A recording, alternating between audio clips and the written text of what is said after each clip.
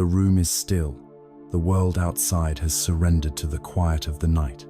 But here, in the sanctuary of your bed, a storm is raging. It is a silent storm, a tempest of thought that churns behind your closed eyes. The day's conversations replay themselves, words said and unsaid, tasks completed and those that loom for tomorrow.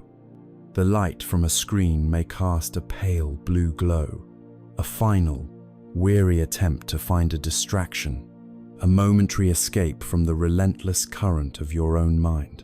This scene, this feeling, is a quiet burden shared by so many in our modern world, a peculiar exhaustion that sleep cannot seem to touch. This state is more than just stress. It is a kind of profound stuckness. We become trapped, caught in an invisible river of anxieties, regrets, and unspoken desires that pulls us further and further from the shores of peace. Our mind, which should be a haven of rest, a place of quiet refuge at the end of the day, has instead become a battlefield, echoing with the ghosts of yesterday and the fears of tomorrow. We wrestle with ourselves, we fight the tide, and in doing so we only exhaust ourselves more, drifting further into the restless dark. But what if there is another way? What if the goal is not to fight the river, but to simply learn how to float? What if peace is not a destination to be frantically sought, but an inner stillness to be allowed? For thousands of years, there has existed a path, a gentle science of the mind that teaches not escape, but a wise and compassionate engagement with our own inner world. It is a path that does not demand that you silence your thoughts, but rather invites you to listen to them differently, from a place of quiet observation. Within the timeless teachings of the Buddha lies a set of keys, ancient tools designed to unlock the very door you are leaning against. These keys can open the way to a profound letting go, a release of the burdens you carry so tirelessly. They offer a way to quiet the storm, not by force, but by understanding its nature, allowing you to finally find the deep, restorative sleep you long for, and a peace that settles not just in the mind, but deep within your bones. A peace that you can carry with you, long after the night has passed. Tonight, we begin this journey, not by striving, but by gently arriving right here, right now. Let us begin by returning to that river inside. Imagine it now, not as a vague concept, but as a living landscape within you. This river of the mind is always flowing. It has been flowing since the moment you were born, and it will continue to flow until your very last breath. Its currents are made of thoughts, its eddies are formed by emotions, its depths hold the silt of memory. Sometimes the water is clear and calm, moving slowly, reflecting the sky. On these days, you feel a sense of ease, of clarity, but other times, the river is a torrent. A storm of anxiety or a sudden surge of anger can turn the waters dark and choppy, pulling at you with a frightening force. Old regrets lie like heavy stones on the riverbed, snagging the current, while plans and worries for the future rush ahead, a relentless forward momentum that seems to be pulling you apart. This river is your inner world, in all its complexity, its beauty, and its turmoil. Now, what is our first, most natural instinct when we find ourselves in these turbulent waters? It is to fight. It is to command. Stop. We lie in the dark and tell our minds, be quiet. Just empty yourself. Stop thinking about that.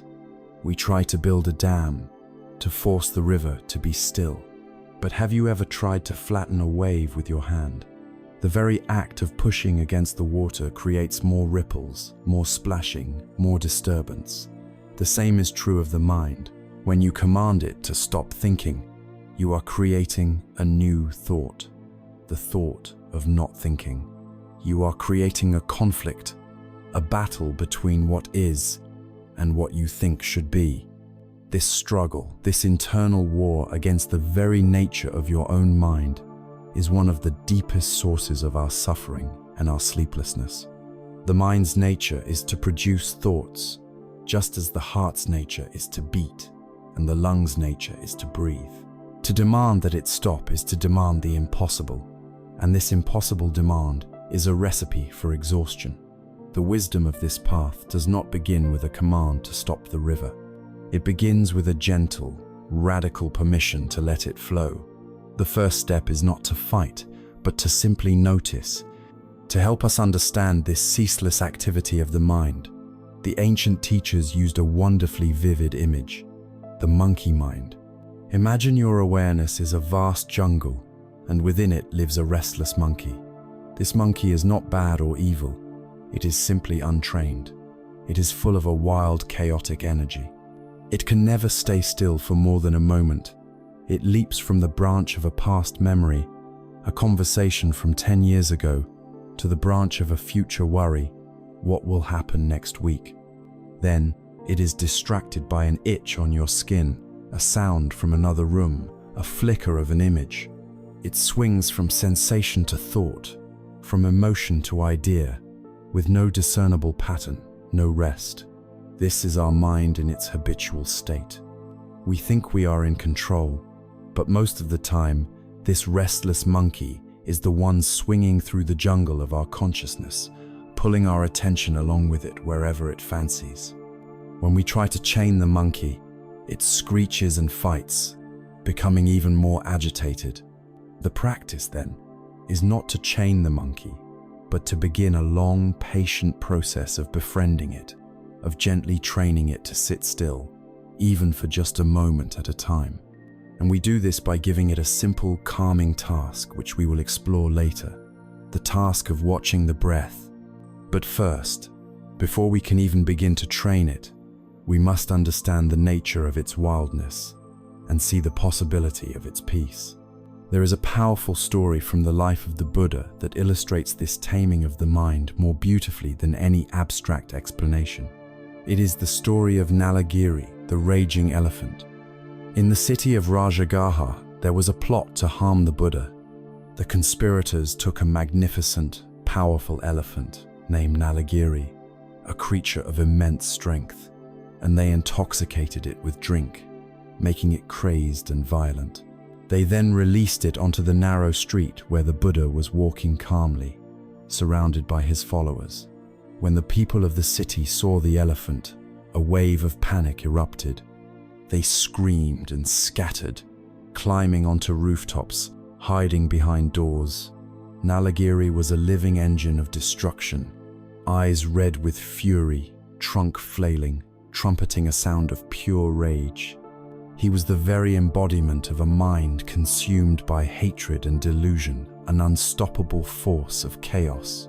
The Buddha's own followers urged him to flee, to find safety, but the Buddha did not move. He stood his ground, watching the approach of this terrifying creature. He did not pick up a weapon. He did not raise his voice. He did not create a barrier of force. Instead, he did something extraordinary. He stood, grounded in his own deep peace, and began to radiate a powerful, invisible energy from his heart. It was the energy of metta, of unconditional loving kindness. It was an energy of profound compassion, a fearless acceptance of the rage that was charging toward him. He looked at the elephant not as a monster to be destroyed, but as a suffering being, trapped in a state of confusion and pain. He sent it a wave of pure, gentle goodwill. As the intoxicated elephant drew closer, something miraculous began to happen. The force of the Buddha's calm, loving presence was more powerful than any drug, any anger. The elephant began to slow its charge. The frenzied look in its eyes began to soften. The rage that had consumed it began to dissolve, like mist in the morning sun. The immense creature, this symbol of untamed power, came to a halt just before the Buddha. Its trunk, which moments before was a weapon, now gently lowered. In a gesture of complete surrender, the mighty Nalagiri knelt down before the still, silent figure of the Buddha. He was tamed, not by violence, not by force, not by control, but by the overwhelming power of a peaceful heart. This story is our story. Every day, inside us, Nalagiri is set loose. The elephant might be an overwhelming surge of anxiety, a flash of blinding anger, a deep wave of grief, or a frantic, panicked mind that keeps us from sleep. And our usual response is that of the townspeople. We panic, we run, we try to fight it, to throw spears of judgment and self-criticism at it, screaming, "Go away! I don't want you here." But this only makes the elephant angrier, more powerful. The Buddha shows us the other way. The way is to stand still, to breathe, and to meet the raging energy within us, not with aggression, but with a radical acceptance. To look at our own anxiety, our own anger, and to radiate a gentle, loving awareness towards it, to acknowledge it without being consumed by it, to say, "I see you, I know you are here, I will not fight you." This is the beginning of taming the mind. It is the most powerful practice we have. It is the shift from fighting the storm to becoming the calm in the eye of the storm. So let us return, one last time, to our river. All this time, we have believed that we are in the river, drowning. We have been tossed and turned by its currents, struggling to keep our head above the water, exhausted by the constant effort. The practice of mindfulness, the path that begins with this understanding, is the slow, deliberate journey of making your way to the riverbank. You climb out of the water and you sit down on the soft grass. From here, you can still see the river. It is still flowing. The thoughts, the emotions, the memories, they are all still there. The choppy waves of anxiety may still pass by. The heavy stones of regret are still on the riverbed. Nothing about the river has changed. But everything about your experience has changed. You are no longer drowning. You are the observer. You are the witness. You are resting on the stable ground of awareness, watching the flow of your own mind with a newfound sense of peace and distance. You are no longer the victim of the river. You are the one who watches over it with wisdom and with care. As you sit here now, on this quiet bank, you might begin to notice particular objects that float by again and again. An old piece of wood, a tangled fishing line, a faded photograph. You might even feel a strange pull, a temptation to jump back into the churning water, to grab hold of them, to examine them, to possess them once more. The next step on our journey is to understand this pull. Now that we see the river of thoughts, we must ask, why do we so often choose to leap back in? Why do we cling so tightly to the very things that cause us to drown? Here you are now, resting on the quiet bank of the river of your mind. You have stepped out of the turbulent current, and from this place of stillness, you can simply watch the flow. As you sit here, breathing gently, you begin to notice that the river is not entirely random. Certain things float by more often than others. You see a particular log, weathered and heavy with memory, representing an old hurt. It drifts past, sinks for a while, only to surface again downstream. You see a tangled knot of weeds, a complex and difficult relationship that seems to snag on every rock. You see shimmering, beautiful objects that catch the light, moments of past happiness, and you feel a pang of longing as they float away. Your first instinct, even from the safety of the bank, might be to reach out, to try to grab the shimmering object and hold it forever, to try to push the heavy log away, to untangle the knotted weeds. This reaching, this grasping, this urge to interfere with the flow of the river has a name in the ancient language of this path. It is called upadana. It translates as clinging, grasping, or attachment. It is the tightening of the fist of the mind around an experience, a feeling, or an idea. It is the refusal to let things be as they are, to let them come and go. And it is here, in this subtle, often unconscious act of grasping, that the root of our deepest anxieties can be found. The suffering is not in the river itself, but in our desperate attempt to control its flow. We cling to so many things: Most obviously, we cling to pleasure. A beautiful sunset, a delicious meal, a moment of praise, a feeling of love. When these experiences arise, we grasp them tightly. We think, this is it, this is happiness. And in that very moment of grasping, we plant the seed of future suffering, because no sunset, no meal, no feeling can last forever. By clinging to it, we are setting ourselves up for the pain of its inevitable departure. We are demanding permanence from a world that is defined by change. More subtly, and perhaps more powerfully, we often cling to our pain. This sounds strange, but look closely within your own experience. How often do we define ourselves by our wounds? I am the person who was betrayed. I am someone who has always struggled with anxiety. My childhood was difficult. These stories, these identities built on past suffering, can become a strange kind of comfort. They are heavy, but they are solid. We know their shape and their weight. To let go of that old resentment or that familiar anxiety can feel terrifying. It can feel like letting go of who we are. We have clutched this painful story for so long that our hand has cramped around it, and we have forgotten that we are the ones holding on. The pain gives us a reason, an explanation for our difficulties. Letting it go means stepping into the unknown, and so we often choose the familiar misery of our story over the frightening freedom of releasing it. We also cling to our views, our opinions, our beliefs. We hold on to our ideas about the world, about politics, about right and wrong, as if they were our most precious possessions. We build a fortress of certainty around ourselves. When someone challenges our view, we don't feel that an idea is being questioned. We feel that we are being attacked. Our heart rate increases, our muscles tense. We are defending the fortress of I am right. This clinging to views is the source of endless conflict, both in the world and within our own hearts. It closes us off from learning, from empathy, from the simple humility of not knowing. It is another form of grasping, another tightening of the fist. But beneath all of these, there is one primary act of clinging that gives rise to all the others.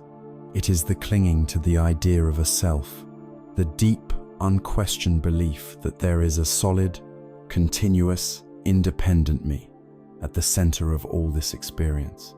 A me who owns the happiness, who suffers the pain, who holds the views.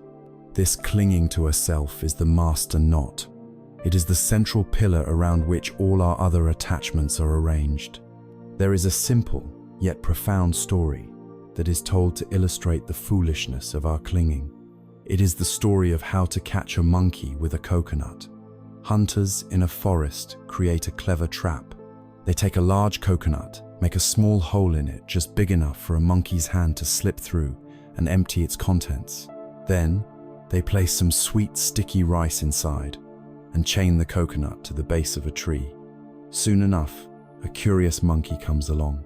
He smells the delicious rice, and looking around to make sure no one is watching, he slips his slender hand into the coconut. He is delighted. He gathers up a huge fistful of the sweet treat. But now, as he tries to pull his hand out, he finds that he is stuck. His clenched fist, now bulging with rice, is too big to pass back through the narrow opening. He pulls and he yanks. He screeches in frustration and fear, twisting and turning, but he cannot get free. The solution, of course, is perfectly simple. All he has to do is open his hand. All he has to do is let go of the rice. His hand would then become slender again, and he could slip it out with ease and scamper up the tree to freedom. But his mind is consumed by his prize. His desire, his clinging to that handful of rice, is so powerful that the thought of letting it go is unbearable. He cannot do it. He would rather be trapped than release his treasure. And so, when the hunters return, they find him there, a prisoner of his own fist, a captive of his own desire. For the sake of a small, fleeting pleasure, he has lost his entire world. We are that monkey, and our lives are filled with coconuts, that grudge you hold against someone who hurt you years ago, that is a handful of rice. That desperate need for approval from others, that is a handful of rice. That certainty that your way is the only right way, that is a handful of rice. That story you tell yourself about how you are not good enough or how your life has been unfair, it is a bitter, painful handful of rice, but you cling to it all the same. In every case, the trap is not the coconut. The trap is the fist. The prison is the clinging. Freedom is always, always available in the simple, yet profound, act of uncurling the fingers of the mind and letting go. This act of clinging creates a constant, low-grade fever of dissatisfaction in our lives. It creates a cycle of tension and release that never ends. We crave something, and this craving is a state of tension, of lack. If we fail to get it, we suffer from frustration and disappointment. If we succeed in getting it, there is a brief moment of pleasure, but this is immediately followed by a new anxiety, the fear of losing it. And so we cling even harder, which only ensures that the pain of its eventual loss will be even greater. We are caught on a hamster wheel of our own making, running endlessly towards a satisfaction that, by its very nature, can never be permanent. We are a prisoner of the fist. We hold on so tightly because, on some deep level, we believe it's possible. We believe that if we just grip hard enough, we can stop time, we can make joy last, we can keep pain at bay, we can prove ourselves right forever. We believe the objects we cling to are solid, real, and permanent. But is this true? Is the handful of rice worth our freedom? To find the answer, we must be willing to look more closely at the very nature of the things we are holding. We must be willing to investigate the river itself. The true antidote to clinging, the key that allows the fist to finally open, is a deep, direct understanding of one of the most fundamental laws of our existence. It is the wisdom of impermanence. The monkey in the story is trapped because it believes its prize is solid, lasting, and worth its freedom. Its fist is clenched around a delusion. In the same way, our own clinging, that tight fist of the heart, is wrapped around a fundamental misunderstanding of the world. We live our lives as if they are built on solid ground. We seek security in our jobs, our relationships, our homes, and our identities, believing them to be stable, permanent fixtures. We act as if happiness is a destination we can arrive at and stay in forever. But we are building our houses on the bank of a constantly moving river, and we are surprised and hurt when the ground inevitably shifts beneath our feet. This universal, inescapable truth of reality is known as anicca. It means impermanence, transience, change. It is not a belief or a philosophy, but a law of nature, as fundamental as gravity. Anicca whispers to us from every corner of our existence, if we only learn how to listen. Look, for a moment, at your own body. It feels solid, but it is a river of constant change. Millions of cells are dying and being born within you in the time it takes to draw a single breath. The body you have now is not the body you had 7 years ago, nor the one you will have 7 years from now. It is a process, not a thing. It is aging, healing, changing, flowing. Now, turn your attention inward, to the even more fluid world of your mind and heart. Where is the feeling of happiness you felt this morning? It arose, it stayed for a time, and it passed. Where is the flash of irritation you felt in traffic? It too came, and it too went. Our moods, our emotions, our thoughts are like clouds in the sky, constantly forming, shifting, and dissolving. No emotional state is a permanent residence. To try and hold on to joy is like trying to capture a sunbeam in a jar. To try and barricade yourself against sadness is like trying to build a dam against the tide. The very effort is exhausting, and it is doomed to fail. The nature of our inner world is flux. This resistance to the natural law of change is the source of so much of our anxiety. We crave certainty, in a world that is inherently uncertain. We want permanent answers, fixed security, and guaranteed outcomes. But reality does not offer these things. Our suffering does not come from the fact that things change. It comes from our demand that they do not. It is the friction between our desire for permanence and the reality of impermanence that creates the heat of our discontent. We are trying to swim against the current of life itself, wondering why we are so tired. The most profound and gentle teaching on this truth comes to us through the story of a woman named Kisagatami. She was a young mother whose entire world was her infant son. One day, the child fell ill and died. Kisagatami was consumed by a grief so powerful that it tipped into madness. She refused to accept that her son was gone. Clutching his small, still body, she went from house to house, from person to person, begging for medicine that could bring him back. Some mocked her, others turned away in pity, but no one could help. She was lost in a private hell of denial. Finally, a compassionate man saw her plight and suggested she go and see the Buddha, who was known as the great physician. She ran to him, laid her child at his feet, and pleaded with him to perform a miracle. The Buddha looked at her not with judgment for her delusion, but with a heart of infinite compassion. He did not tell her that her son was dead and that she must accept it. He knew that her mind was not ready for such a stark truth. Instead, he met her where she was. He told her, "I can make the medicine you seek, but to do so, I need one special ingredient. You must go into the city and bring me back a single mustard seed." Kisagatami's heart soared with hope.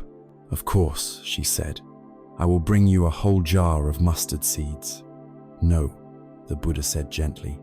"It must be a single seed, taken from a house where no one or no child, no husband, no parent, no Savanthas ever died." Filled with a desperate hope, Kisagatami began her quest. She knocked on the first door. A kind woman answered. "Yes, of course, I can give you a mustard seed," she said. But as she turned to get it, Kisagatami asked, "Has anyone in this house ever known death?" The woman's face fell. "My dear," she said sadly, "the living are few, but the dead are many.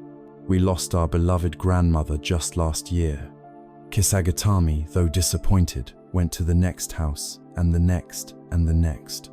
The story was the same everywhere. "You can have a seed, but my husband died building this house. You can have a seed, but we lost our youngest child to a fever. You can have a seed, but my parents are gone." She spent the entire day walking the streets of the city, and she did not find a single household untouched by loss. As evening fell, she sat by the side of the road, exhausted and empty-handed. She watched as the lamps in the city were lit one by one, filling the dusk with their flickering light. She watched as, later in the night, they were extinguished, one by one, plunging the city back into darkness.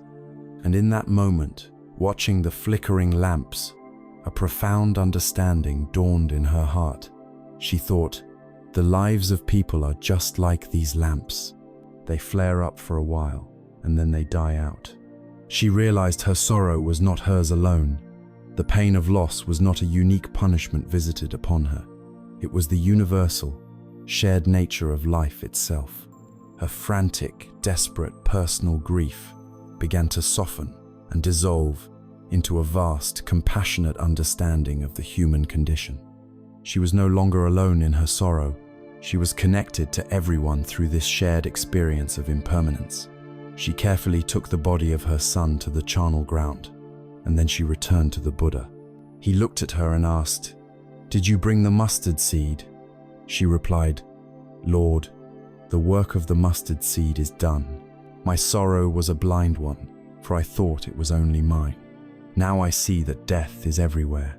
I am ready to learn the path of understanding."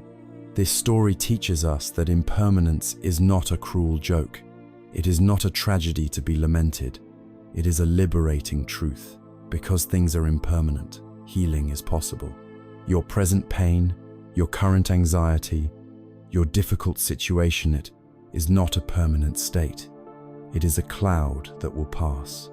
Because of impermanence, growth is possible. You are not defined by your past. You are not a fixed entity. Every moment is an opportunity to change, to learn, to let go, to begin anew. Embracing impermanence allows us to live with more grace and gratitude. When we know that a moment of joy is fleeting, we can savor it more completely without the anxious need to make it last. When we accept that life includes both gain and loss, we can meet both with a greater sense of balance and peace. We stop fighting the river and learn to move with its current. We learn to open our fist, not because we are defeated, but because we have understood that there is nothing solid to hold on to in the first place. And this leads us to a profound and perhaps unsettling question. If everything is in a constant state of flux, me body, my thoughts, my feelings, my world, then who exactly am I? If I am not my thoughts because they change, and not my body because it changes, and not my emotions because they change, then what is this self that I so fiercely protect? If the entire river is flowing, and even the riverbank I am sitting on is slowly changing with the seasons, then where is the fixed, permanent me that is having this experience? This is the next great inquiry on our path, a question that takes us to the very heart of freedom. We have journeyed to a profound place. We have sat on the riverbank and watched our thoughts flow. We have seen the monkey mind leap from branch to branch, and we have understood the fist of clinging that causes so much pain. We have looked deeply into the nature of reality and seen its fundamental law. Everything changes, everything is impermanent. And this has led us to the most intimate and perhaps unsettling question of all. If my body, my feelings, my thoughts are all in constant flux, like the water in the river, then who am I? Who is this I that feels hurt by a criticism, that feels proud of an accomplishment, that lies awake at night worrying about its own future? We have a deep, instinctual feeling of being a self, a director in the control room of the mind, a protagonist at the center of our own life story. This feeling of I-ness is the gravitational center of our universe.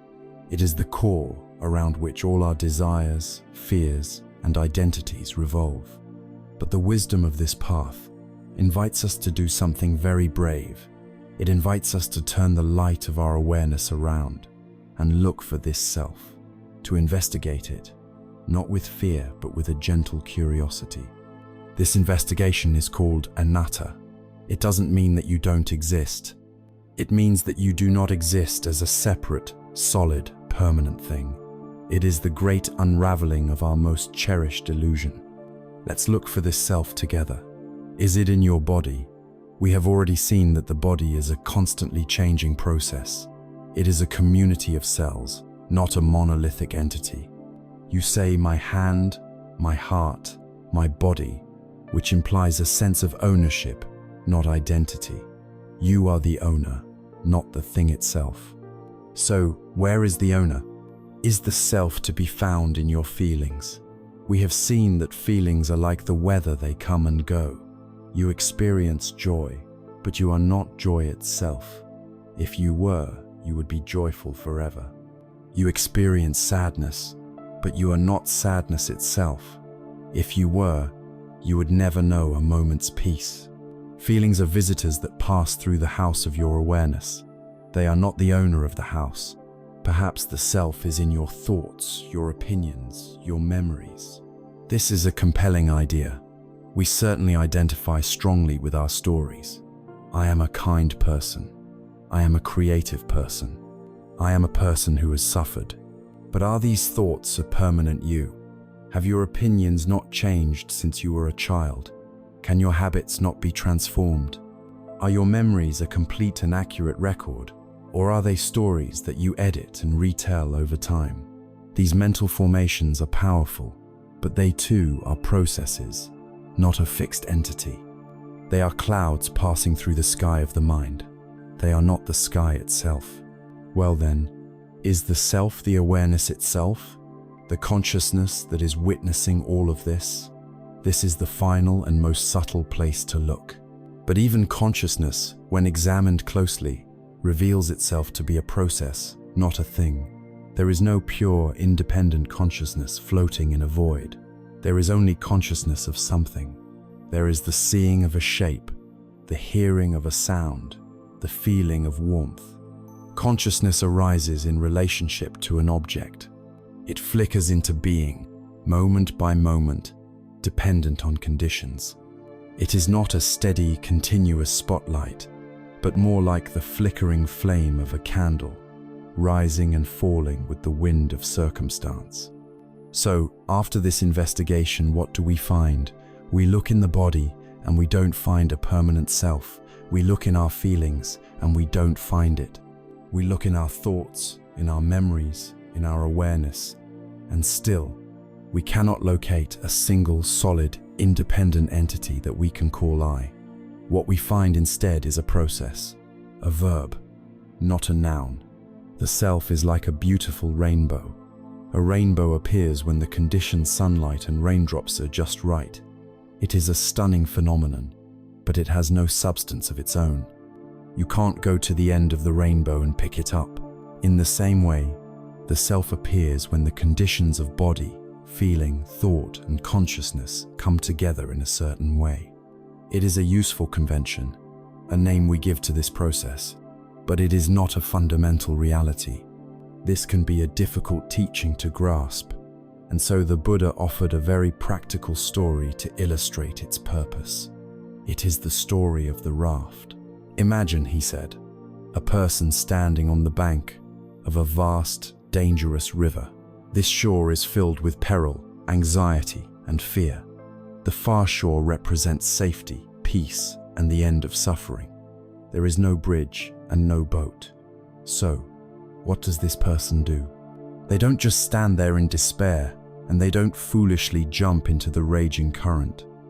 Instead, they wisely gather materials from the forest, around them branches, vines, leaves, and reeds. With great effort and skill, they weave these materials together and build a sturdy raft. This raft is the path of wisdom.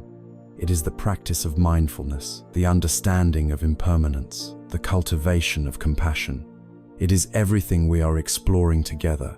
Using this raft, the person pushes off into the water. They paddle with diligence, navigating the currents, and eventually, they arrive safely on the far shore. They are free, peaceful, and unburdened. Now, the Buddha asked, what would a wise person do with the raft? Would they say, "This raft has been so wonderfully useful to me. It saved my life. I must show my gratitude by hoisting it onto my shoulders and carrying it with me wherever I go on this new land"? Of course not, the Buddha explained. A wise person would think, "This raft has served its purpose beautifully. I no longer need it." They might push it back into the water for someone else to use, or simply leave it on the bank and continue their journey on land, light and free. The teachings, including this very teaching of no self, are the raft. They are tools designed for a specific purpose, to carry us across the river of suffering. They are not meant to become a new identity, a new dogma, a new thing to cling to. The ultimate goal is not to have a correct belief about no self, but to be free from all clinging. And the self that we cherish and protect so fiercely, that is the heaviest raft of all, one we have been carrying on our backs our entire lives, even on dry land. The teaching of anatta is the gentle invitation to finally set it down. This is not an act of annihilation. The fear that arises is natural. If I am not this self, am I nothing? Does this mean my life is meaningless? The truth is the exact opposite. Letting go of the small, fragile, walled-in ego is not to become nothing. It is to realize your connection to everything. It is to move from identifying with a single, terrified wave that is about to crash on the shore, to realizing that you are, and have always been, the entire ocean. When the walls of the ego dissolve, the heart opens. Compassion becomes effortless because other people are no longer truly separate from you. Their joy is your joy, and their suffering is your suffering. It is the ultimate liberation from the prison of self-obsession. We have now completed our diagnosis. We have seen the restless river of the mind. We have understood our habit of clinging to things. We have seen that everything we cling to is impermanent. And now, we have seen that the clinger itself is a process, a shadow, not a solid entity. With this deep understanding as our foundation, we are no longer victims of our own minds. We are ready to become gentle architects of our own peace. We are ready to begin gathering the materials to build our raft. And the first, most essential, most loyal piece of that raft is the one tool that is with you in every single moment, from birth until death. It is the anchor in the storm, the gateway to the present moment. It is your own breath. We have done the difficult work of diagnosis. We have looked into the nature of our restless minds, our habit of clinging, the truth of impermanence, and the illusion of the solid self. This understanding is the clearing of the ground. Now, we begin the gentle work of building. We begin to construct our raft. And the very first plank, the foundational piece of wood from which all else is built, is something you have owned your entire life. It is the most faithful companion you will ever know, a presence that has been with you in every moment of joy, every moment of sorrow, every moment of fear, from your very first cry to the breath you are taking right now. And yet, it is the companion we most often ignore. It is your own breath. This is the first gate. This is the path home. The foundational practice of this path, the simple and profound art of coming home, is called anapanasati. It means, quite simply, mindfulness of breathing in and out. There is no complex philosophy here. There is no dogma to believe. It is a practice of pure, direct experience. It is the great secret, hidden in plain sight. It is a refuge that is available to you in any moment, no matter how stormy your mind or your life may be. It costs nothing. It requires no special equipment. All it asks is for your gentle, returning attention. But why the breath? Why is this simple, automatic process so powerful? First, the breath is always in the present moment. Think about it. You cannot take a breath that is in the past. You cannot take a breath that is in the future. You can only breathe right now, in this moment. Therefore, when you place your attention on the simple physical sensation of your breathing, you are pulling the mind out of its time-traveling obsessions. You are gently unhooking it from the regrets and resentments of the past, and from the anxieties and plans for the future. You are anchoring your awareness in the only time that is ever real, the here and now. The breath is the anchor that stops the ship of your mind from being tossed about on the waves of thought. Second, the breath is a neutral object. It is not inherently exciting or boring. It is not good or bad. It is simply breath. This makes it the perfect training ground for developing non-judgmental awareness. We are not trying to take a good breath or a spiritual breath. We are not trying to force it to be deep or slow. Our only task is to feel it, just as it is. This trains the mind to let go of its constant habit of labeling everything as good or bad, liked or disliked. We are learning to simply allow things to be. And third, the breath is the bridge between the mind and the body. When your mind is anxious, your breathing becomes shallow and rapid. When you are calm, your breathing is slow and deep. But this bridge works both ways. By consciously bringing a gentle, calm attention to your breath, you send a powerful signal directly to your nervous system. You are telling your body, on a very primitive level, that you are safe. This activates the parasympathetic nervous system, the body's natural relaxation response. Your heart rate slows, your muscles soften, and a wave of calm begins to spread through your entire body. As the body calms, the mind naturally follows. creating a beautiful, healing feedback loop of peace. So now, let us begin this practice together, very gently. There is nothing to achieve, nothing to force. This is an act of kindness to yourself.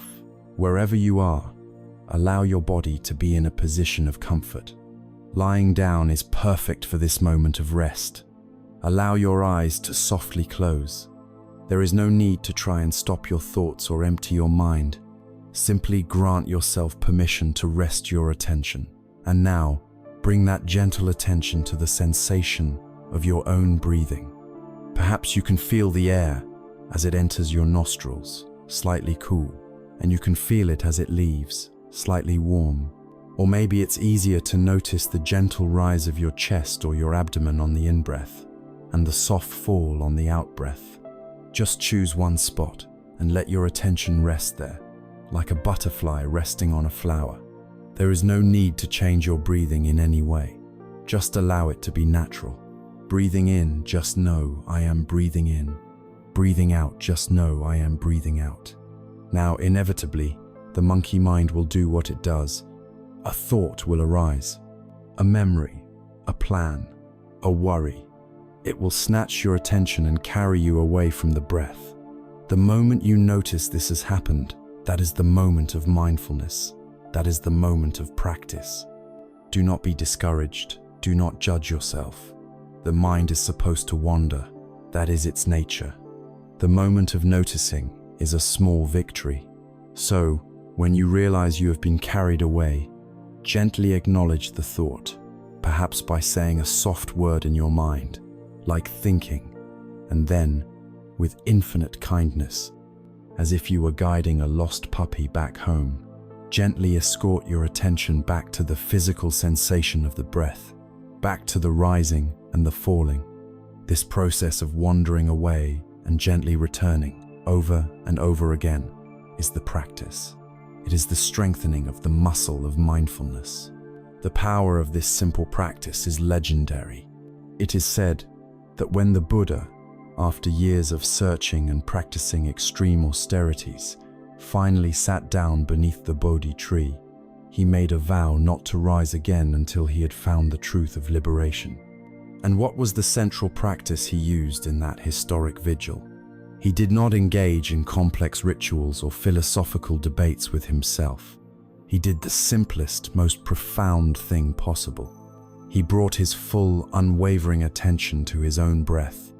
As he sat there, anchored to the rhythm of his breathing, it is said that all the forces of his own mind rose up to challenge him. These are personified as the demon Mara and his army legions of desire, fear, doubt, anger, and pride. They stormed his awareness, trying to pull him from his seat. Any one of these forces would have consumed an ordinary person. But the Buddha had his anchor. When a wave of fear arose, he simply noted it and returned to the breath. When a beautiful, seductive vision appeared, he noted it and returned to the breath. When a storm of doubt about his own ability arose, he noted it and returned to the breath. The breath was his immovable refuge, his home base in the midst of the ultimate inner storm. By staying grounded in the simple, undeniable reality of the in-breath and the out-breath, he allowed all the illusions, all the demons of his own mind, to arise and pass away without being captured by them. And in the deep stillness that followed, his mind became perfectly clear, and he saw the nature of reality with complete clarity. He was awakened. The humble breath was his royal road to enlightenment. That same royal road is available to you right now. Your breath is your anchor. It is your safe harbor. So, for a few moments more, just rest here. Rest with the simple, miraculous rhythm of your own breathing. Each breath is a new beginning, a letting go of the past. Each breath is a wave of life energy flowing through you. Now that you have this place to come home to, this anchor of the breath, you have a foundation of stability. From this safe harbor, you can begin to look at the more difficult objects in your mind, the heavy logs of resentment, the tangled weeds of fear. You can begin to practice the gentle art of untying the knots, of opening the fist, of letting go, knowing that you always have the breath to return to. With your attention resting gently on the rhythm of your breath, you have found the anchor, you have found the quiet shore. From this place of stability, you can now look upon the river of your mind with a new sense of clarity and courage. You see the debris floating by, the old logs of resentment, the tangled weeds of worry, the painful memories that snag on the rocks. The old habit is to jump back into the water to fight with them, to push them away, to try and control their path. But now, we can learn a new skill, a gentle art that is the very heart of wisdom and peace. It is the art of letting go. Letting go is one of the most misunderstood concepts on the spiritual path. We often mistake it for weakness, for apathy, for giving up. We think it means pretending not to care or suppressing our true feelings, but this is not it at all. True letting go is not an act of passive resignation. It is an act of profound strength, wisdom, and self-compassion. It is the conscious and courageous choice to release your grip on that which causes you pain. It is the wisdom to recognize that holding onto a hot coal is what burns your hand, and the strength to open your fist and set it down. It is an act of kindness to yourself, an unburdening of a weight you were never meant to carry. We carry so much. We carry the past with us like a heavy sack over our shoulder. Old conversations, past mistakes, and grievances are replayed in the mind endlessly, as if by replaying them we could somehow change their outcome. Living in the past is like trying to drive a car while looking only in the rearview mirror. It is impossible to navigate the road ahead. Letting go of the past does not mean forgetting it or pretending it didn't happen. It means releasing its power over your present moment. It is turning your gaze from the rearview mirror to the open road that is unfolding right now. We also carry the future, a sack filled with anxieties, expectations, and the desperate need to control. We exhaust ourselves playing out 1,000 imaginary scenarios, worrying about things that may never come to pass. Letting go of the future is not about ceasing to plan or care. It is about releasing our tight-fisted attachment to a specific outcome. It is about doing our best with what is in front of us, and then trusting the unfolding of life, accepting with grace that some things are simply beyond our control. It is planting the seeds with care, but not demanding that the weather obey our commands. Most of all, we carry our stories. We build rigid narratives about ourselves, about other people, and about how life is supposed to be. I am an anxious person. He never listens to me. Life is always a struggle. These stories, repeated enough times, become our reality. They become the bars of a prison we have built for ourselves. Letting go of these stories is the brave act of allowing ourselves and others to be new in each moment. It is the willingness to see with fresh eyes, free from the heavy filter of the past. There is a story that illustrates this art more clearly than any explanation. It is the story of two Zen monks on a long pilgrimage. One was a senior monk, wise and serene. The other was a young junior monk, diligent but still rigid in his thinking. Their journey brought them to a wide river swollen with rain, its banks slick with mud. On the bank stood a beautiful young woman in a fine silk kimono, hesitating to cross for fear of ruining her clothes and being swept away by the current. Without a word, the senior monk walked over to her, bent down, and lifted her into his arms. He carried her steadily through the churning water and set her down gently on the far side. She thanked him, and he simply bowed and continued on his way. The junior monk followed behind, his mind in a state of turmoil. He was shocked and appalled. Their monastic vows were strict and clear. They were forbidden from touching a woman. For hours he walked in fuming silence, his mind a whirlwind of judgment. How could he do that? It's a grave violation of our precepts. He is a senior monk. He should know better. What a terrible example he has set. The inner monologue was relentless, a heavy storm inside him. Finally, Miles down the road, he could bear it no longer. He rushed up to his master and burst out, "Brother, I must speak. What you did back there was wrong. Our rules forbid us from making physical contact with a woman, and you picked one up and carried her in your arms. How could you break your vows so easily?" The senior monk stopped, looked at his young companion with a calm, compassionate gaze, and said something that would change the junior monk's life forever. He said simply, "Brother, I put that woman down by the riverbank hours ago. Why are you still carrying her?" This is the central question for our own lives. The event itself, the thing that was said, the thing that was Stillness over. It is in the past. We have already put it down. But in our minds, we continue to carry it for miles, for days, for years. We carry our grudges, our anxieties, our regrets, long after they have ceased to exist anywhere but in our own thoughts. The real burden is not the event itself, but our mental clinging to it. Letting go is the simple, profound act of realizing that you can put the burden down right now. You can practice this with your own breath. The breath is the perfect model of letting go.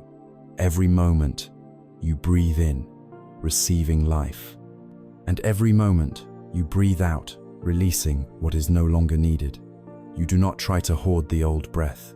You let it go naturally, making space for the new. Let your out-breath be a symbol, a physical practice of release. As you breathe out now, you can imagine yourself releasing the tension in your shoulders.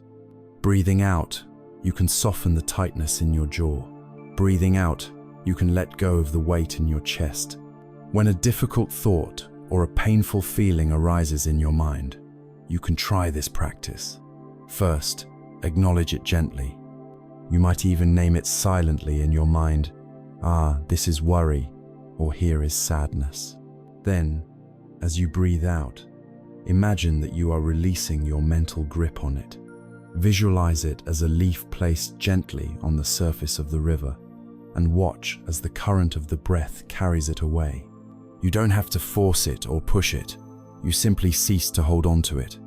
You can feel this in your own body. Gently make a fist with one of your hands. Feel the tension, the tightness, the energy it takes to hold it clenched. This is the state of clinging. Now, on a long, slow out-breath, consciously and deliberately, open your fingers. Let them uncurl. Feel the release, the softening, the ease that comes into your hand. This is the feeling of letting go. It is an unclenching of the heart, an opening of the mind. The art of letting go is not something you master once and for all. It is a continuous, moment-by-moment practice. It is the constant, gentle choice to open the fist rather than to clench it. And to be able to make this choice, you first need to become very good at simply noticing when your fist is clenched. You need the ability to observe your own inner world without immediately getting caught up in its drama. This skill of clear seeing, of pure, non-reactive observation, is the essence of mindfulness, and it is the ground upon which the art of letting go can truly flourish.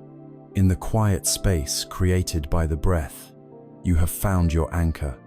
You have learnt the wisdom of opening the fist of the mind, of letting go of the burdens you carry, but perhaps you have noticed how quickly that fist clenches again. A thought arises, a memory, a sound, and before we know it, the mind has already judged it, labeled it, and reacted to it. The art of letting go depends entirely on another, even more fundamental skill, the art of simply noticing without instantly judging. To truly release the hot coal of suffering, you must first be able to look at it with a clear and steady gaze, without immediately adding the story of how terrible it is. This clear, steady, non-judgmental gaze is the heart of mindfulness. In the language of this path, this quality is called sati.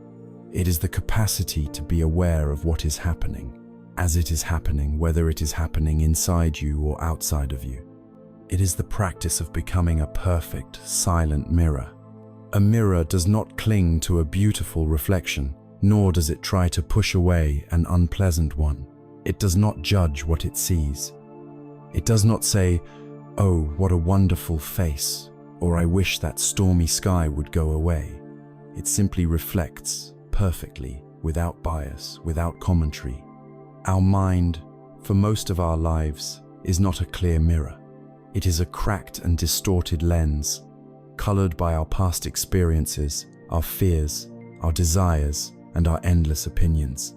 Mindfulness is the patient, gentle act of cleaning the mirror of the mind, so that we can finally see reality as it is. The greatest gift of this practice is the creation of a tiny, sacred space. Normally, our lives are run by an automatic chain of cause and effect. A stimulus occurs, and an immediate, unconscious reaction follows. Someone cuts you off in traffic, and instantly, anger arises. You receive criticism, and instantly, defensiveness arises. You feel a pang of loneliness, and instantly, you reach for your phone to distract yourself. There is no space, no freedom, no choice. It is a kind of reflex, a form of sleepwalking through our own lives. Mindfulness inserts a pause into this chain. It creates a space between the stimulus and the reaction. In this space lies your freedom. A driver cuts you off. The stimulus is there, but in the mindful pause, you can see the anger beginning to arise as a physical energy in your body. You can feel the heat, the tension, and because you can see it, you are no longer possessed by it. You have a choice. You can choose to let the wave of anger pass through you without acting on it. You can choose to respond with patience, or even with a thought of compassion for the other driver, who must be in a great hurry.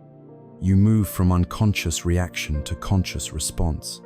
This sacred pause is where you reclaim your life from the tyranny of your own habits. A simple and powerful way to create this space is through the practice of mental noting or labeling. When a strong emotion or sensation arises, instead of being swept away in its storyline, you can gently and silently name it in your mind. If a wave of anxiety washes over you, instead of following the 1,000 thoughts about what could go wrong, you can simply note, anxiety, anxiety. If you feel a sharp pain in your body, you can note, pain, pain. This simple act is transformative. It immediately shifts your perspective. You are no longer the anxiety. You are the one who is aware of the anxiety. You are no longer the pain. You are the one who is observing the sensation of pain.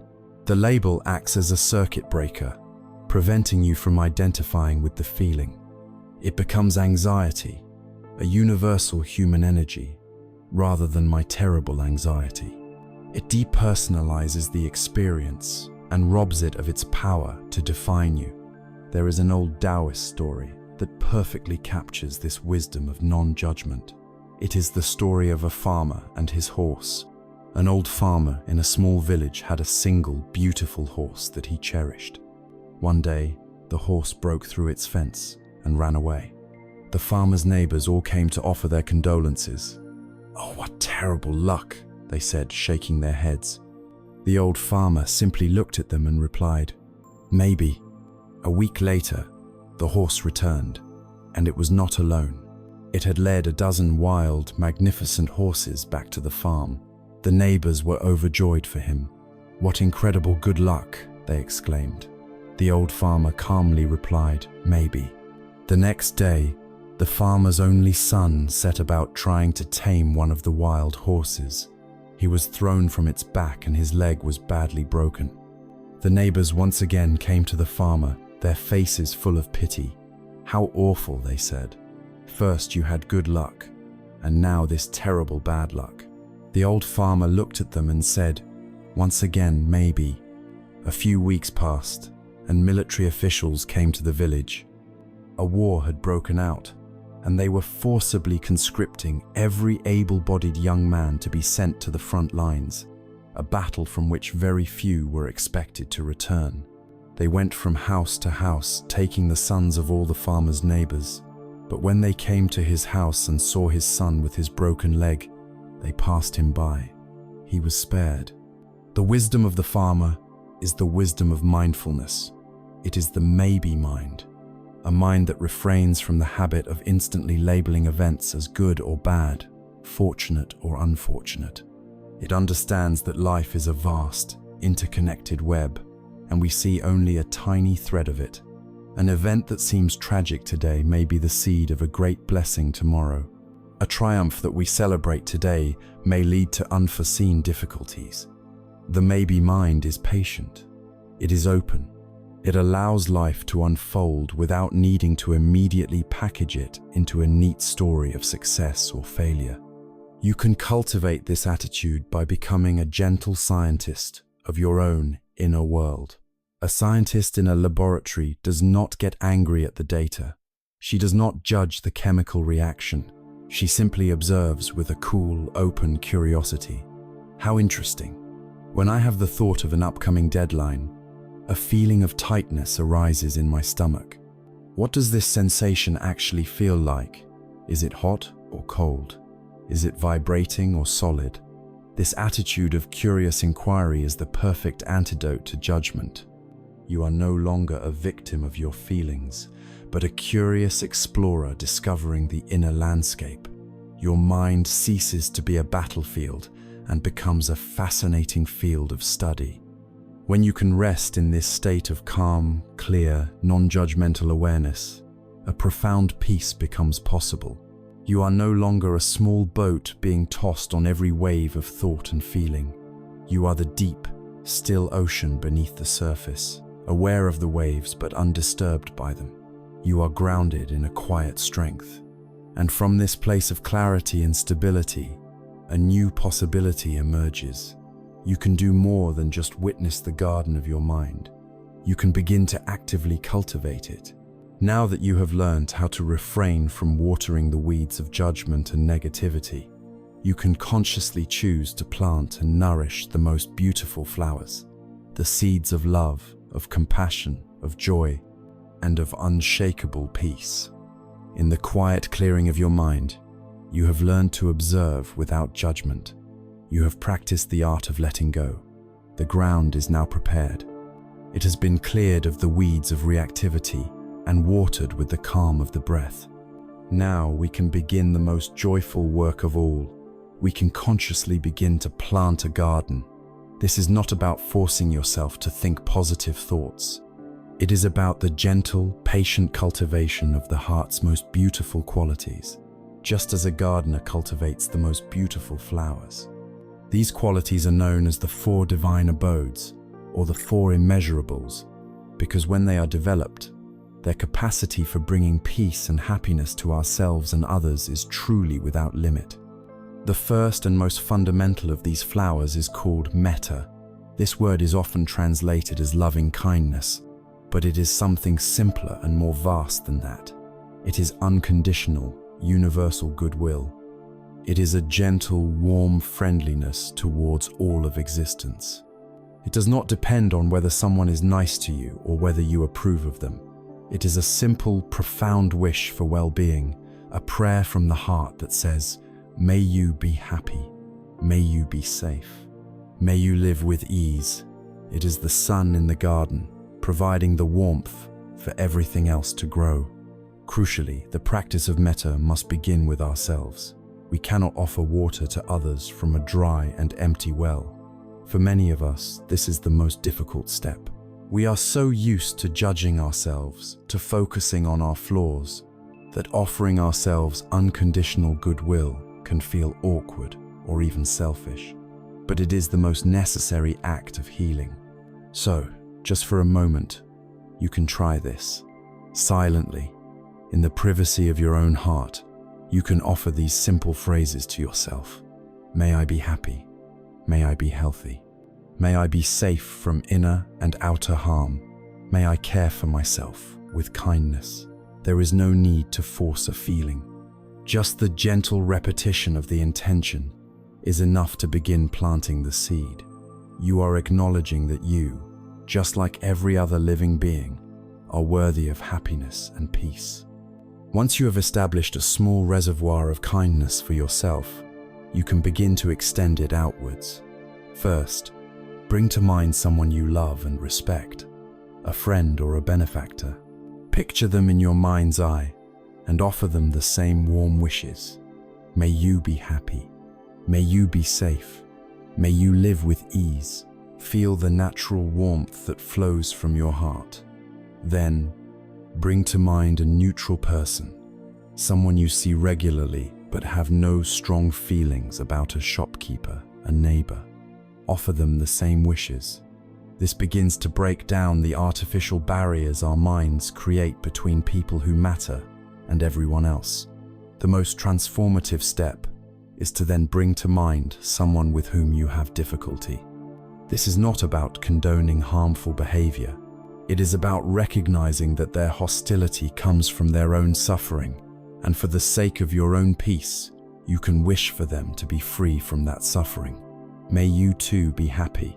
May you too find peace. This is how you turn the poison of resentment into the medicine of peace within your own heart. Finally, you expand your loving kindness to encompass all beings, everywhere without exception. All people, all animals, all creatures seen and unseen. May all beings in all directions be happy, peaceful, and free. This practice has the power to radically transform your relationship with the world. There is a story that shows how metta is not just a pleasant feeling, but a powerful, protective force. A group of monks went into a deep, beautiful forest to spend the rainy season in meditation. They found a spot that seemed perfect. However, the ancient trees of this forest were inhabited by spirits, or devas, who were not happy about the monks' presence. To drive them away, the spirits began to torment them. They created terrifying sounds in the dead of night, produced foul, sickening smells, and even manifested frightening apparitions. The monks became terrified. Their minds were agitated, their sleep was broken, and their meditation was impossible. Defeated, they left the forest and returned to the Buddha. They explained their predicament and begged him to assign them to a different, less hostile place to practice. The Buddha listened, and then he told them, "Monks, I will not send you to another place. Instead, I will give you a special weapon to protect yourselves. Go back to that same forest." The monks were nervous, expecting some kind of charm or ritual. Instead, the Buddha taught them the discourse on loving kindness. He instructed them to go back and, instead of meditating on their fear, to fill the entire forest with thoughts of unconditional, boundless goodwill. He taught them to radiate metta to the tree spirits, to the animals, to the insects, to the very trees themselves. The monks, trusting their teacher, returned to the haunted forest. This time, instead of cowering in fear, they sat down and began the practice. They generated thoughts of pure loving kindness. May the spirits of this forest be well and happy. May they be free from anger and fear. May they feel our friendliness and peace. They filled the air with this warm, gentle energy. The effect was miraculous. The hostile energy of the forest began to dissolve in the face of this pervasive goodwill. The terrifying apparitions ceased. The foul smells disappeared. The tree spirits, their anger pacified by the monks' genuine loving kindness, became calm and peaceful. They became silent guardians, watching over the monks and ensuring their meditation was deep and undisturbed for the rest of their stay. This teaches us that loving kindness is the ultimate shield. It has the power to disarm hostility, both in the world around us and, most importantly, within our own minds. From the rich soil of metta, 3 other beautiful flowers naturally grow. When your heart of loving kindness encounters suffering, it transforms into karuna, or compassion. This is not pity. It is the heart's ability to tremble in the face of pain, to feel with another, and to generate the sincere wish, "May you be free from this suffering." It is the motivating force behind all truly helpful actions. When your heart of loving kindness encounters happiness or success, it blossoms into mudita, or sympathetic joy. This is the ability to rejoice in the good fortune of others, to feel genuinely happy when something good happens to them. It is the direct and powerful antidote to the poison of envy, jealousy, and comparison. It is a celebration of the happiness that exists in the world. Finally, as these qualities mature, they are balanced and protected by the fourth flower, upekkha, or equanimity. Equanimity is a spacious, unshakable peace. It is the deep wisdom that can hold all of life's experiences, the joy and the sorrow, the gain and the loss, the praise and the blame, a vast, open, and balanced awareness. It is not indifference. It is a profound, caring engagement with life, free from the pull of craving and the push of aversion. It is the calm center in the storm. It is the wisdom of the farmer, cultivated into a state of profound inner stability. These four qualities, loving kindness, compassion, sympathetic joy, and equanimity, are the architecture of a liberated heart. They are not just feelings to be passively enjoyed. They are states to be actively cultivated. They are the garden you can tend to, day by day, breath by breath. And the state of your heart, the quality of your garden, will directly influence the seeds you sow in the world through your actions. A heart filled with these qualities will naturally lead to actions that are kind, wise, and beneficial. This direct link between our inner state and our outer actions is governed by a universal law, a law of cause and effect that shapes our very experience of life. This is the law of karma, and it is the next truth we must explore on our journey. In the beautiful garden of your mind, you have learned to cultivate the flowers of loving kindness, compassion, joy, and equanimity. A heart filled with these qualities is the source of all true happiness. But these are not just internal states. They are the wellspring from which our actions flow. A kind heart naturally gives rise to kind words and gentle deeds. This unbreakable link between our inner intention and our outer world is governed by one of the most profound and often misunderstood laws of nature. It is the law of karma. To truly find peace, we must clear away the fog of confusion that surrounds this word. Karma is not fate. It is not a pre-written destiny handed down by some cosmic judge. It is not a system of reward and punishment. Karma is a natural law, as impersonal and reliable as gravity. The word karma literally means action. More specifically, it means volitional actions, the actions we choose to perform. The law of karma simply states that every chosen action we take, whether by body, speech, or mind, is a cause that will have a corresponding effect. It is the universal law of cause and effect applied to our ethical and psychological lives. If you plant an apple seed, you will get an apple tree, not a thorny bush. If you plant seeds of anger and hatred, you will harvest a life of conflict and suffering. If you plant seeds of kindness and generosity, you will harvest a life of peace and connection. It is that simple and that profound. We are creating karma in every moment through 3 doors. The first door is the body, our physical actions, from a gesture of violence to a gentle embrace. The second door is speech, the words we use, from a harsh criticism to a word of encouragement. But the most important door, the one where all karma originates, is the door of the mind. It is our intention, our volition, that gives an action its karmic weight. An accidental harm, though regrettable, carries a very different energy than an action born of a deliberate intent to cause pain. Our thoughts themselves are seeds. A mind that constantly rehearses grievances is planting a field of thorns. A mind that cultivates forgiveness is planting a garden of peace. This understanding is not meant to be frightening. It is meant to be empowering. It means that you are not a helpless victim of circumstance. You are the gardener of your own reality. The life you are experiencing right now is the harvest grown from seeds you planted in the past, yesterday, last year, many years ago. The life you will experience tomorrow is being created by the seeds you are choosing to plant in this very moment. This places the power and the responsibility for your happiness directly in your own hands. You cannot change the seeds you planted yesterday, but you can right now choose to stop planting weeds and start planting flowers. The power of present action to transform a life is shown most dramatically in the story of a man named Angulimala.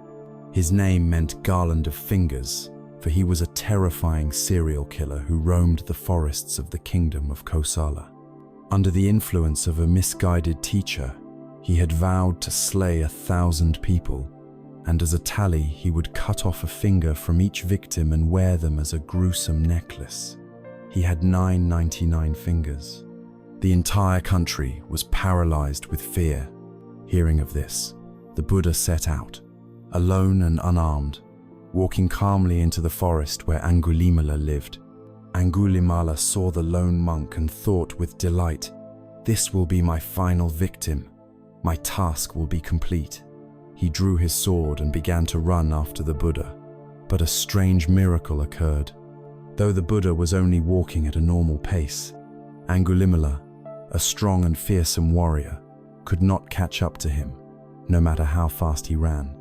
Exhausted and enraged, he screamed from a distance, "Stop, monk! Stand still!" The Buddha, without breaking his stride, turned his head slightly and replied, with a voice of deep calm, "I have stopped, Angulimala. It is you who have not stopped." Angulimala was stunned into confusion. "What do you mean?" he demanded. "You are still walking, yet you say you have stopped. I am the one who has stopped, yet you say I have not." The Buddha then spoke the words that would change everything. "I have stopped for all time, Angulimala.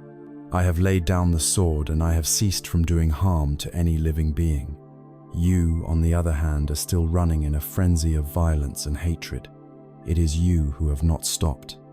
In that moment, the simple, powerful truth of the Buddha's words pierced through Angulimala's layers of rage and delusion like a bolt of lightning. The immense weight of his horrific actions crashed down upon him. He saw the madness of his quest and was filled with a profound remorse. He threw down his sword, fell to his knees before the Buddha, and begged to be accepted as a monk. Angulimala's transformation was complete. He shaved his head, put on the simple robes of a monk, and devoted himself to the path of peace. However, the law of karma is inescapable. While his new, wholesome actions were planting seeds for a peaceful future, the seeds of his past violence still had to bear their fruit. When he would walk into a village for alms, the people would recognize him, and consumed by their own fear and anger, would throw stones and sticks at him. He would often return to the monastery bleeding and bruised, yet he bore it all with incredible patience. The Buddha would tell him, "Bear with it, Angulimala. You are experiencing in this very life the results of deeds for which you might have suffered in agony for eons. Bear with it." And he did. Through his unwavering meditation and his patient endurance of the results of his past, Angulimala completely purified his mind. He became an arahant, a fully enlightened being, a symbol of the ultimate power of transformation. His story teaches us a vital lesson about karma. Our past actions are real and have consequences, but they do not define our future. We are not prisoners of our past. At any moment, we have the power to stop. We have the power to lay down the sword of our anger, our resentment, and our cruelty, and to choose a new path. This is where the practice of mindfulness becomes our greatest ally. Mindfulness is the light that allows us to see what seeds we are holding in our hand before we plant them. When a thought of anger arises, mindfulness allows us to see it as just a thought, a thorny seed.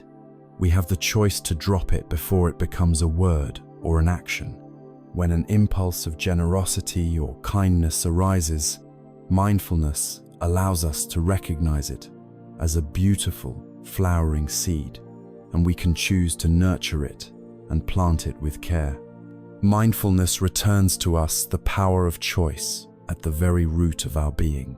So, If we are the gardeners of our own lives, responsible for the seeds we sow, the question naturally arises: what is the most skillful way to live?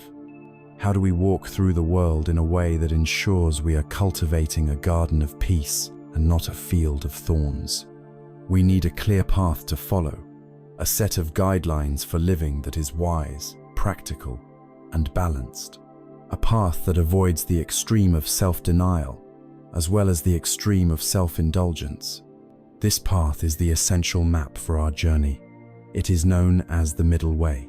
Having understood the law of karma, that our actions are the seeds that create our world, we are left with a great and empowering responsibility. We are the gardeners of our own lives. A skillful gardener, however, knows that health and growth require balance. Too much water, and the plant will rot. Too little, and it will wither. Too much scorching sun, and it will burn. Too much shade, and it will not grow. In the same way, to live skillfully and sow the seeds of peace, we must learn to walk a path of profound balance. This path, the Buddha's most essential discovery, is known as the middle way. The middle way is not a compromise. It is not a watered-down, lukewarm approach to life.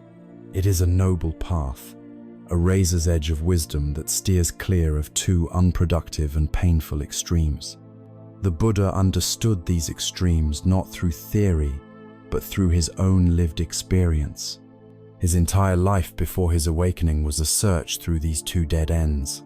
His first 30 years were lived in the extreme of sensual indulgence. As a prince named Siddhartha, he was deliberately shielded from all forms of human suffering. He lived in magnificent palaces, surrounded by every imaginable pleasure, the finest foods, the most beautiful music, luxurious silks, and constant entertainment. He had everything that the world tells us should lead to perfect happiness. Yet deep within him, he felt a profound sense of unease, a spiritual emptiness that all the pleasures of the world could not fill. He realized that chasing fleeting pleasures was like drinking salt water to quench a thirst it only left him wanting more. He saw that this path, the path of indulgence, was ultimately a gilded cage that could not lead to true freedom. And so he embraced the opposite extreme. Renouncing his palace, his family, and his title, he became a wandering ascetic. For 6 years he subjected himself to the most severe forms of self-mortification, believing that by crushing the body, he could liberate the spirit. He pushed his body to the very edge of death, starving himself until his spine could be seen through his stomach, holding his breath until he felt his head would explode, sleeping on beds of thorns. He outdid all the other ascetics in his punishing discipline, but at the end of these 6 years, he was no closer to the truth.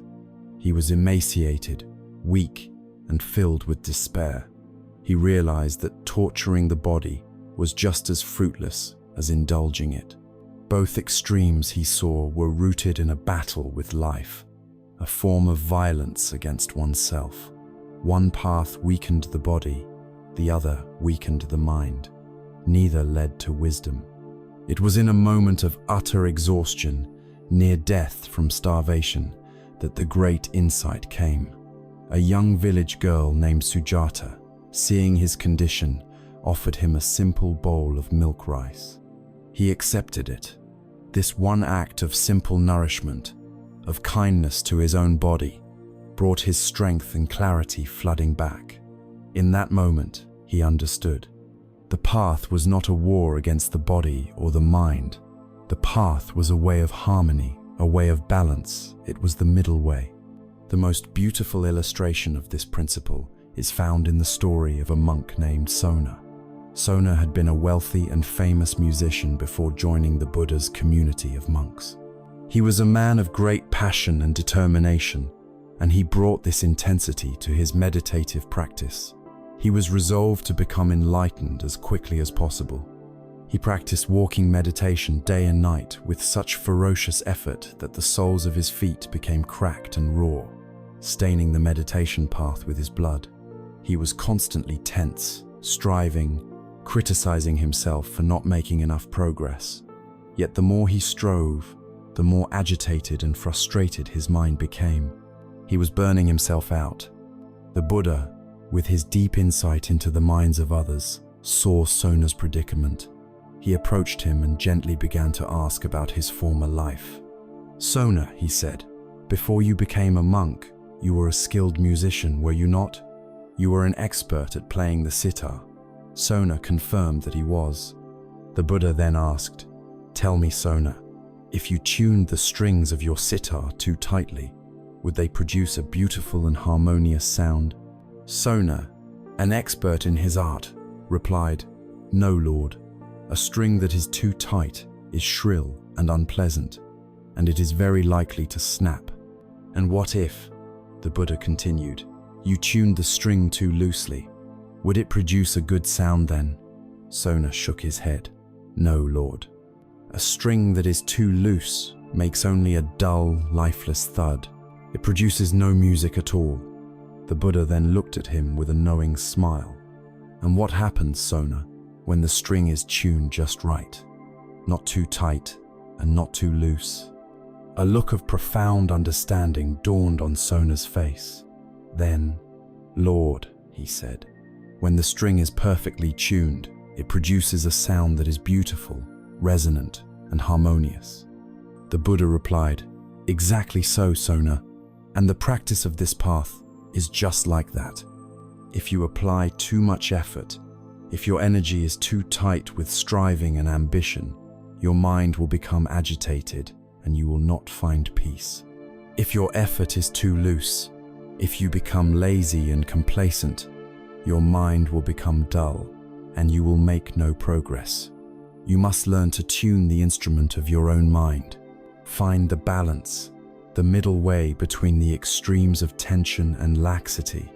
Then, your practice will produce the beautiful music of wisdom and peace." Sona took this teaching to heart. He learned to practice with a relaxed, balanced energy, and soon after, he attained the deep and lasting peace he had been seeking. This ancient wisdom is more relevant today than ever before. Our modern lives constantly pull us towards extremes. We are urged to work until we burn out, or to distract ourselves with endless entertainment. The middle way is our guide back to sanity. It is the balance between effort and surrender, knowing when to act with determination and when to accept with grace. It is the balance between caring for our physical bodies with proper rest and nutrition and nurturing our minds with silence and reflection. It is the balance between our professional ambitions and our personal relationships, between our time spent engaging with the world and our time spent in solitude. It is the balance between reason and emotion, valuing both the clarity of our intellect and the wisdom of our hearts. The middle way is not a static point, but a dynamic, mindful balancing act. It requires constant awareness, a continuous inner listening, to know what is needed in each moment.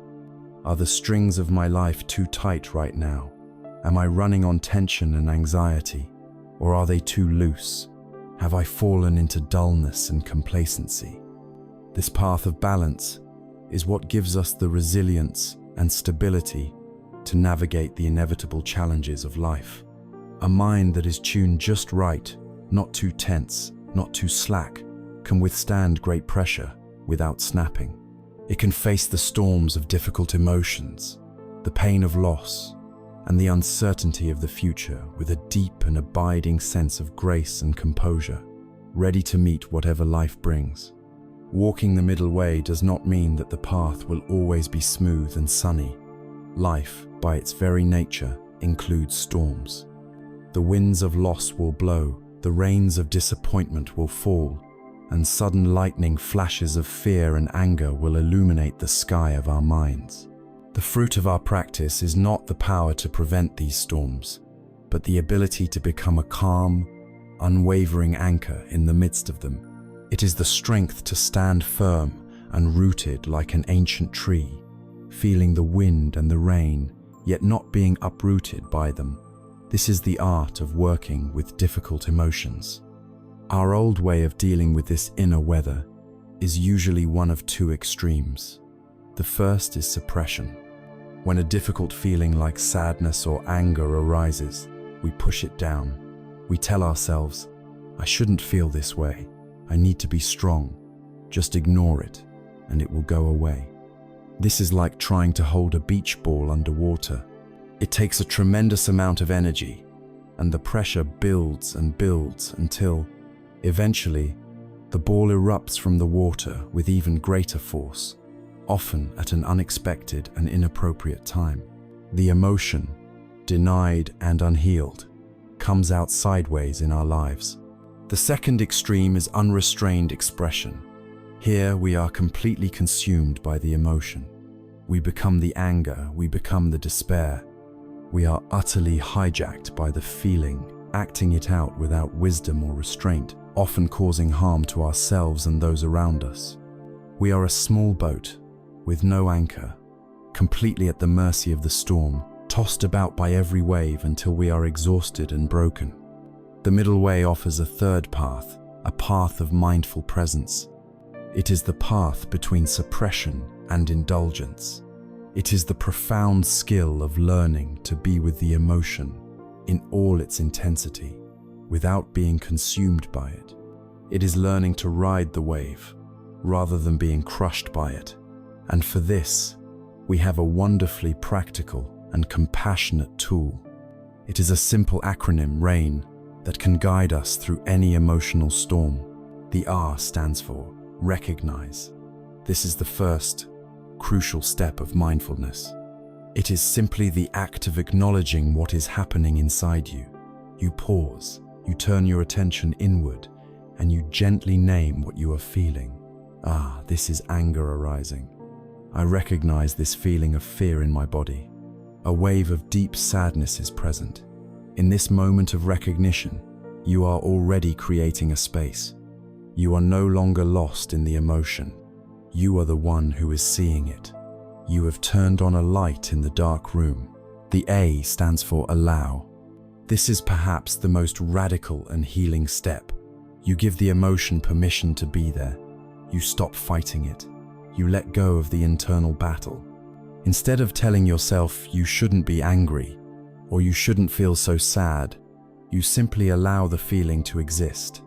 This doesn't mean you agree with it or plan to act on it. It just means you stop resisting the reality of your present moment experience. Resistance is like a second arrow. The initial pain is the first arrow, but our resistance to the pain is a second arrow that we shoot into ourselves, which often hurts even more. Allowing is the act of putting down that second arrow. You open the door of your heart and let the feeling sit there for a while, without serving it or trying to kick it out. The I stands for investigate. This is not a mental analysis of why you are feeling this way. It is not about getting lost in the story. Instead, it is an investigation with gentle, non-judgmental curiosity into the felt sense of the emotion in your body. You can ask yourself, what does this sadness actually feel like? Where is it located? Is it a heaviness in the chest? A hollowness in the stomach? Does it have a color or a texture? Does it vibrate or is it still? By grounding your attention in the physical sensations, you stay in the present moment and out of the looping stories of the mind. You are exploring the raw energy of the emotion, learning its landscape with the gentle curiosity of a scientist. Finally, the N stands for nurture. This is where we bring active compassion to ourselves. After recognizing, allowing, and investigating the feeling, you can see that underneath the anger or the fear, there is a vulnerable part of you that is hurting. Nurturing is the act of offering kindness to this part. You might gently place a hand over your heart, a simple gesture of comfort and care. You might silently offer yourself some words of kindness, the way you would to a dear friend in pain. This is so hard right now. It's okay to feel this way. I am here for you. You are learning to become your own best friend, your own compassionate caregiver, in your moments of greatest need. The wisdom of meeting difficulty with non-reactive stillness is beautifully shown in a story about a patient monk. The monk was sitting peacefully when a man, filled with rage, approached him and began to shout a stream of insults. He called the monk every foul name imaginable, trying his best to provoke a reaction. The monk, however, remained perfectly calm and silent, listening with a serene and open presence until the man had completely exhausted himself and fell silent, breathless, and confused. The monk then looked at him with kindness and asked a simple question. "My friend," he said, "if someone brings you a gift, but you do not accept that gift, to whom does it then belong?" The angry man, taken aback, thought for a moment and said, "Well, it would still belong to the person who tried to give it." The monk smiled gently. "Exactly so," he replied, "and I do not accept your gift of anger and insults." This monk was practicing the heart of rain. He recognized the anger being offered to him. He allowed it to be there in the space between them, without resisting it. His investigation was a clear seeing of the man's suffering, and his nurturing was the profound self-care of not taking the poison into his own system. He kept his inner house clean. We can learn to do the same with our own inner storms. We can recognize the anger, allow it to be there, investigate its energy, and nurture ourselves, all without letting the anger become who we are. When we practice in this way, our relationship with our emotions begins to change. We see that they are not enemies to be vanquished. They are simply energy. They are messengers, often carrying important information. Anger can be a messenger that a boundary has been violated. Fear can be a messenger alerting us to danger. Sadness is a messenger that reveals what we truly love and value. By using the gentle container of rain, we can learn to hear the message without being destroyed by the messenger. We can turn the greatest storms of our lives into the greatest opportunities for self-discovery, healing, and profound wisdom. This ability to be with our raw, unfiltered experience, to see it as pure energy rather than a solid, personal problem, is a deep practice. It invites us to look even more closely at the very nature of these feelings and the self that experiences them. This inquiry leads us toward one of the most liberating insights of all, the transparent, fluid, and dreamlike nature of all phenomena, a wisdom known as emptiness. Having learned to be a calm harbor in the storm of your own emotions, you have developed a profound skill. You have learned to be with anger, fear, and sadness without being consumed by them. You have seen that they are like weather patterns energies that arise, manifest, and pass away. This insight is a doorway into one of the most liberating and perhaps most mysterious teachings of the path. It is the wisdom that reveals the true nature not just of our emotions, but of all reality. It is the wisdom of sunyata, or emptiness. Now, the word emptiness can sound frightening. It might conjure images of a cold, black void, of nothingness, of nihilism. But this is a profound misunderstanding. In this context, emptiness does not mean that things do not exist. The ground beneath you is solid. The air you are breathing is real. The love you feel for another is real. Emptiness does not negate our experience. It reveals how our experience exists. And this revelation is the key to ultimate freedom. Emptiness, simply put, means that nothing exists on its own, independently from its own side. Everything arises in dependence upon everything else. It is the universal truth of profound interconnectedness. Let us look at something simple, like a flower. When you look at a flower, you see a flower. It has a color, a shape, a scent.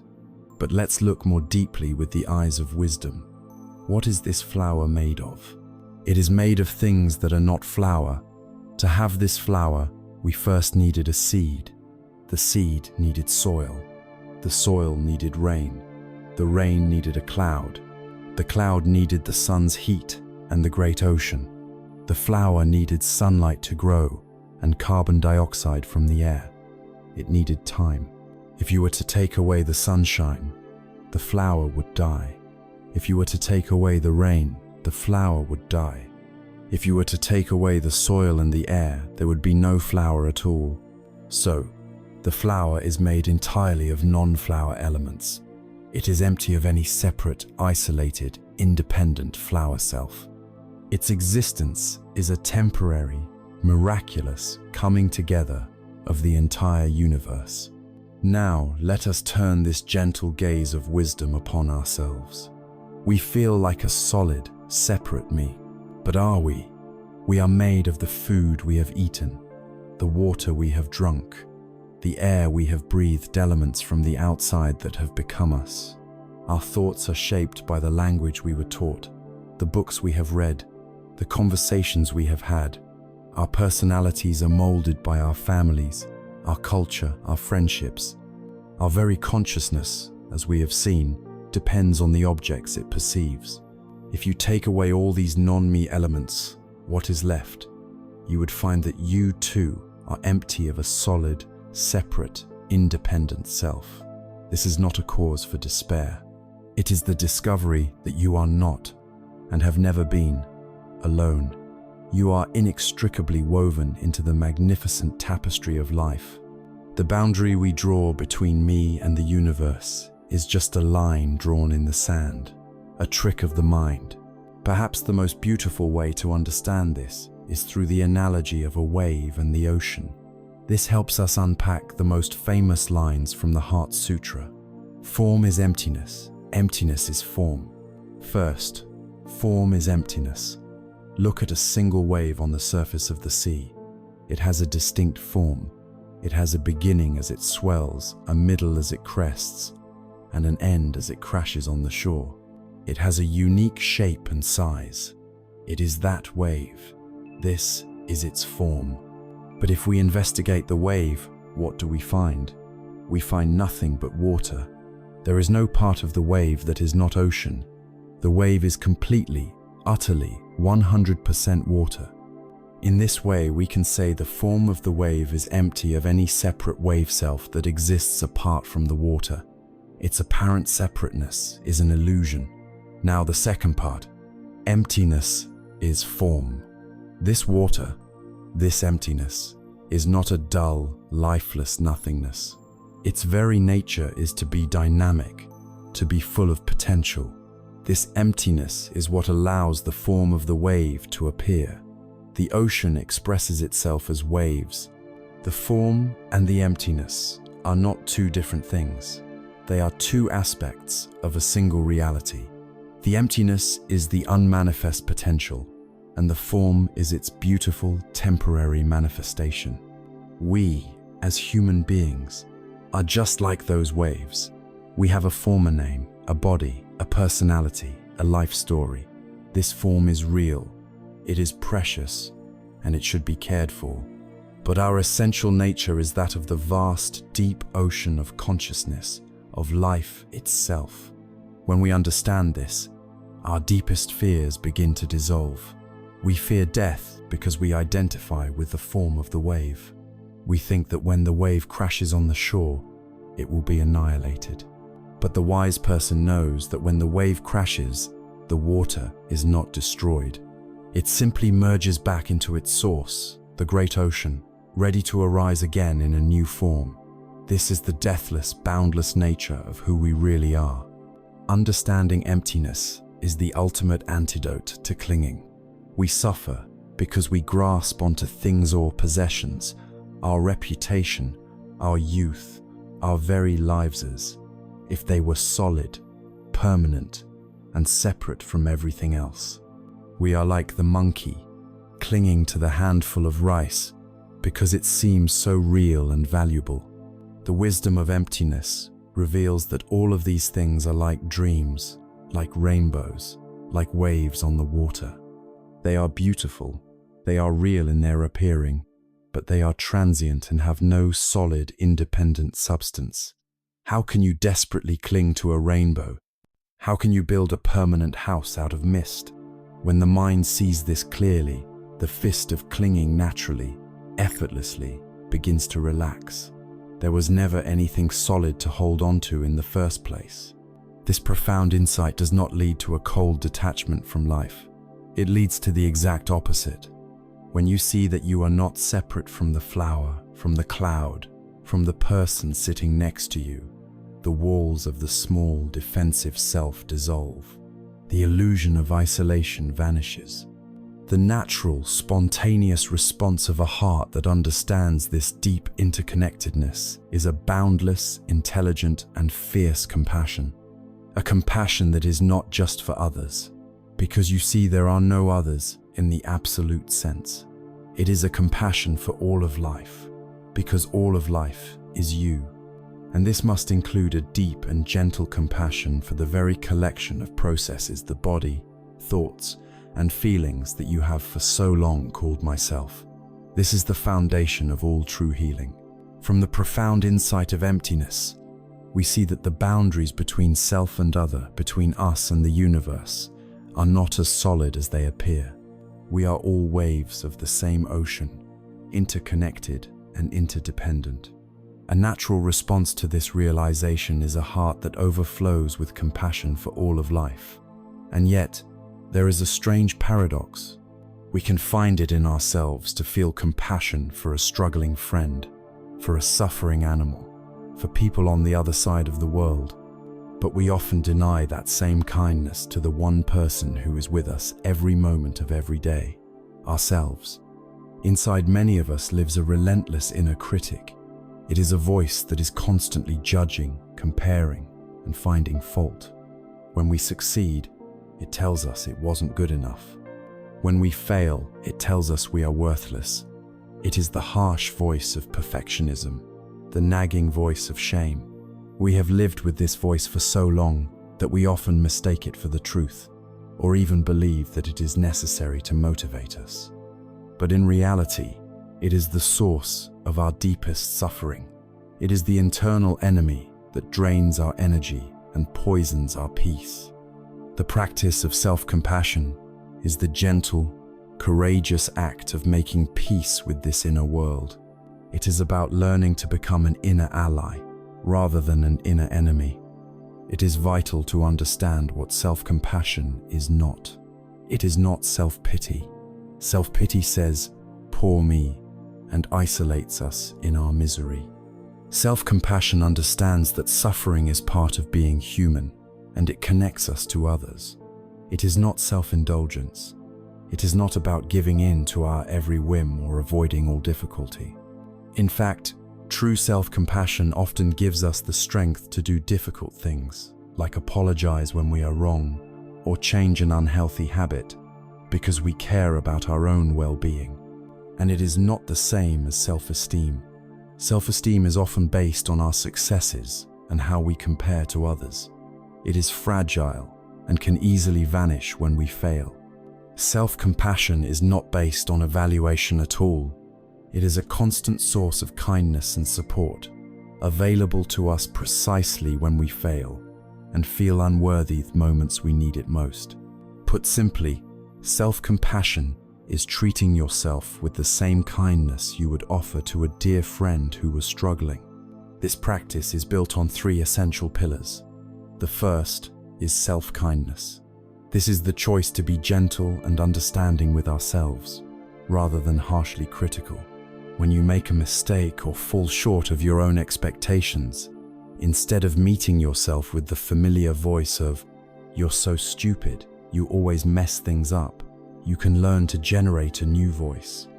A voice of warmth and encouragement that says, "That was really difficult, and it's understandable that you struggled. It's okay, you're only human." It is a radical act of inner gentleness.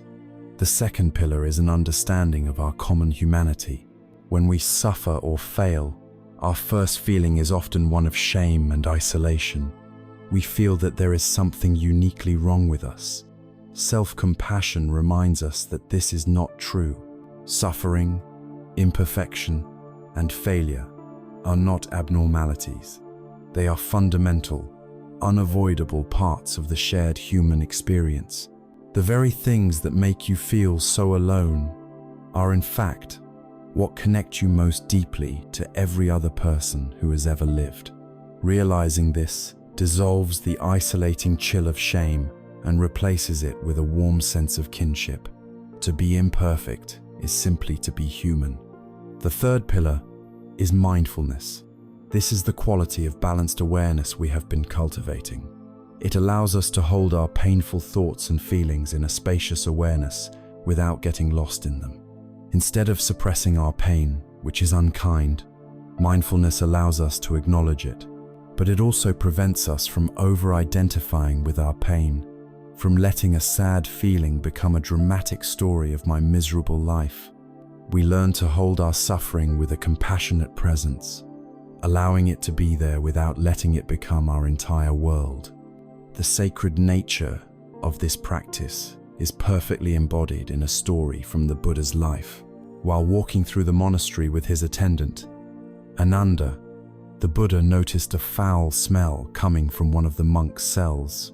They entered and found a monk named Puttagata lying in his own filth, desperately ill, with a horrifying skin disease that caused oozing, painful sores. The other monks, repulsed by his condition and the terrible smell, had completely neglected him. The Buddha did not recoil. Without a moment's hesitation, he sent Ananda to fetch hot water and a cloth. And then, with his own hands, the great teacher began to care for this sick, abandoned monk. He gently bathed his body, cleaned his infected sores, and carefully washed his soiled robes. He moved him to a clean bed and made him comfortable. Afterwards, the Buddha gathered all the other monks together. He gently admonished them for their neglect, and then he spoke these timeless words. Monks, you have no mother or father here to look after you. If you do not care for one another, who then will care for you? Know this, whoever would tend to the sick is in truth tending to me. This story is a powerful teaching on our own inner life. Within each of us there is a sick monk.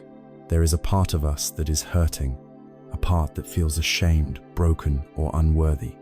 It is the part of ourselves we try to hide, the part we neglect because we find it repulsive.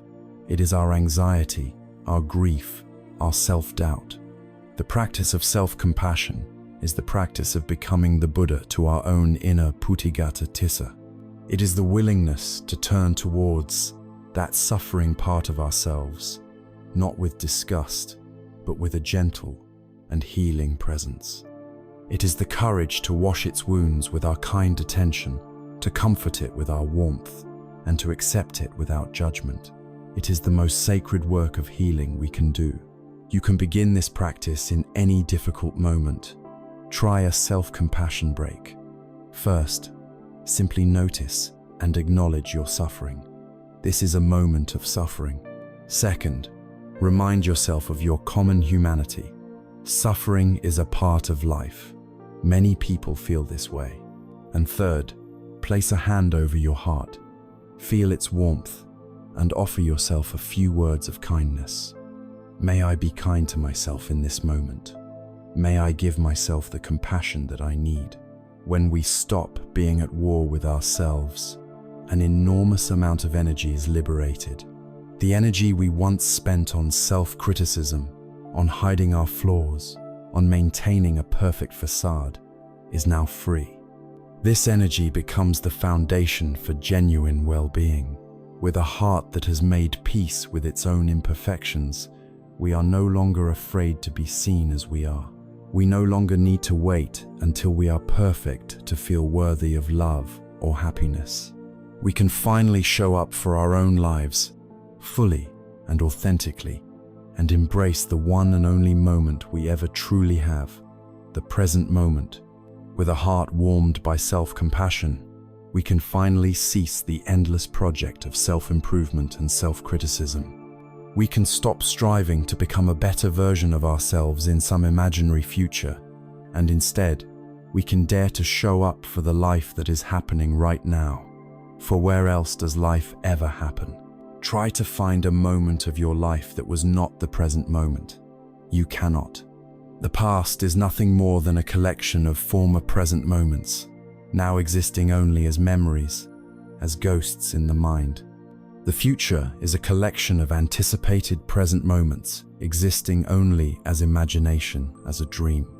The only time you are ever truly alive, the only time you can ever feel or learn or love or act is now.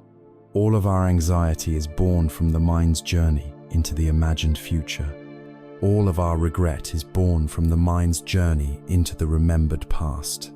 The practice of being present is the practice of gently, repeatedly, calling the mind home to the only place it can ever find peace.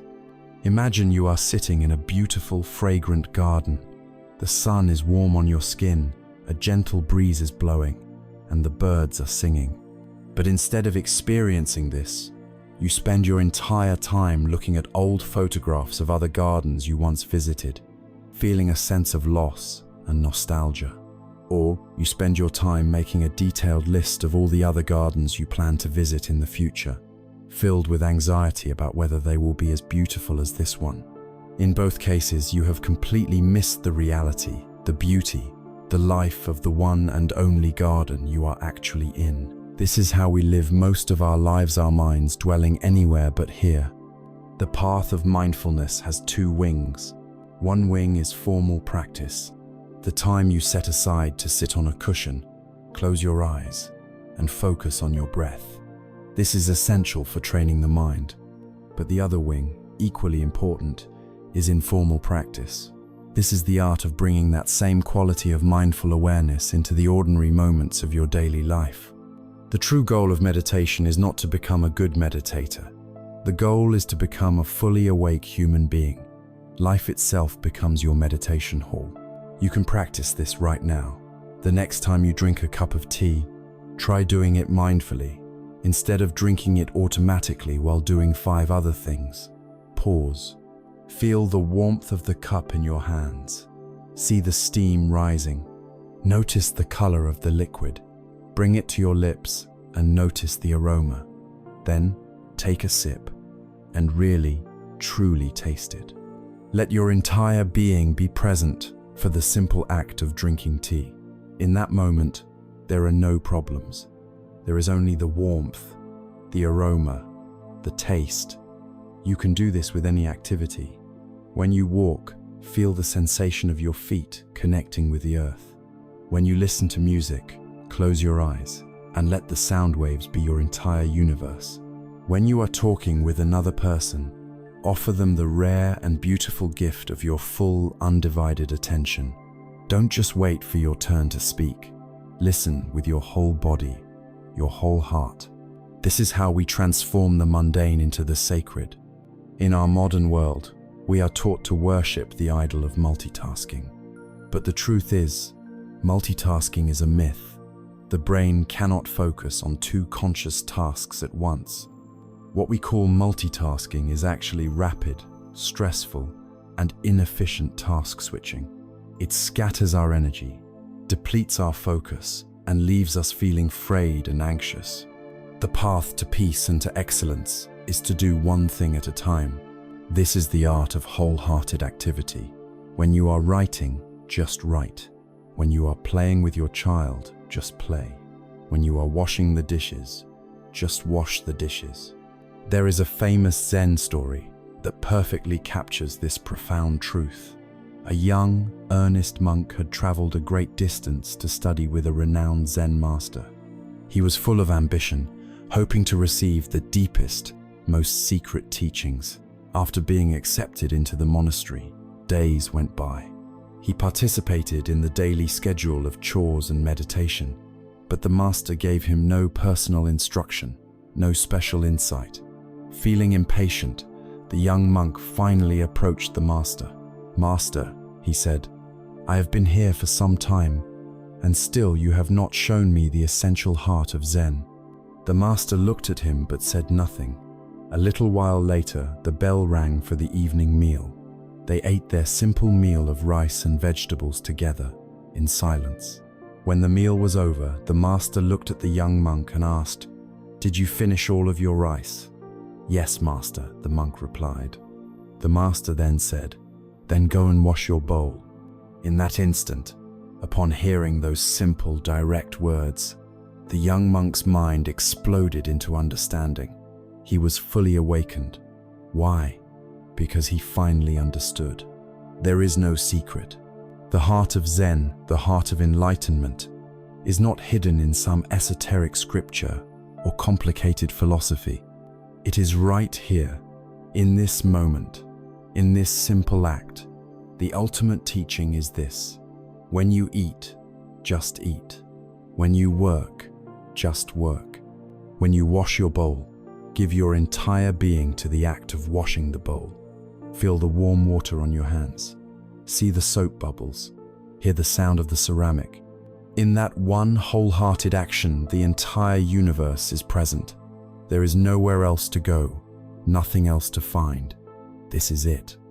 This is the invitation for all of us, to stop waiting for our lives to begin, to stop treating the present moment as a mere stepping stone to some future, more important moment. The feeling of the sun on your skin, the taste of your morning coffee, the sound of a loved one's laughter, these are not the small things. These are the only things. Life is not a dress rehearsal for some grand performance later. The performance is happening now. The great mystery of existence is not hidden on a remote mountaintop. It is hidden in the radical simplicity of being fully present for your life, just as it is. To live in this way, with clarity and purpose, it is helpful to have a clear map of the human condition. We need a framework that can diagnose, in any given moment, why we are suffering and show us the path to freedom in that very same moment.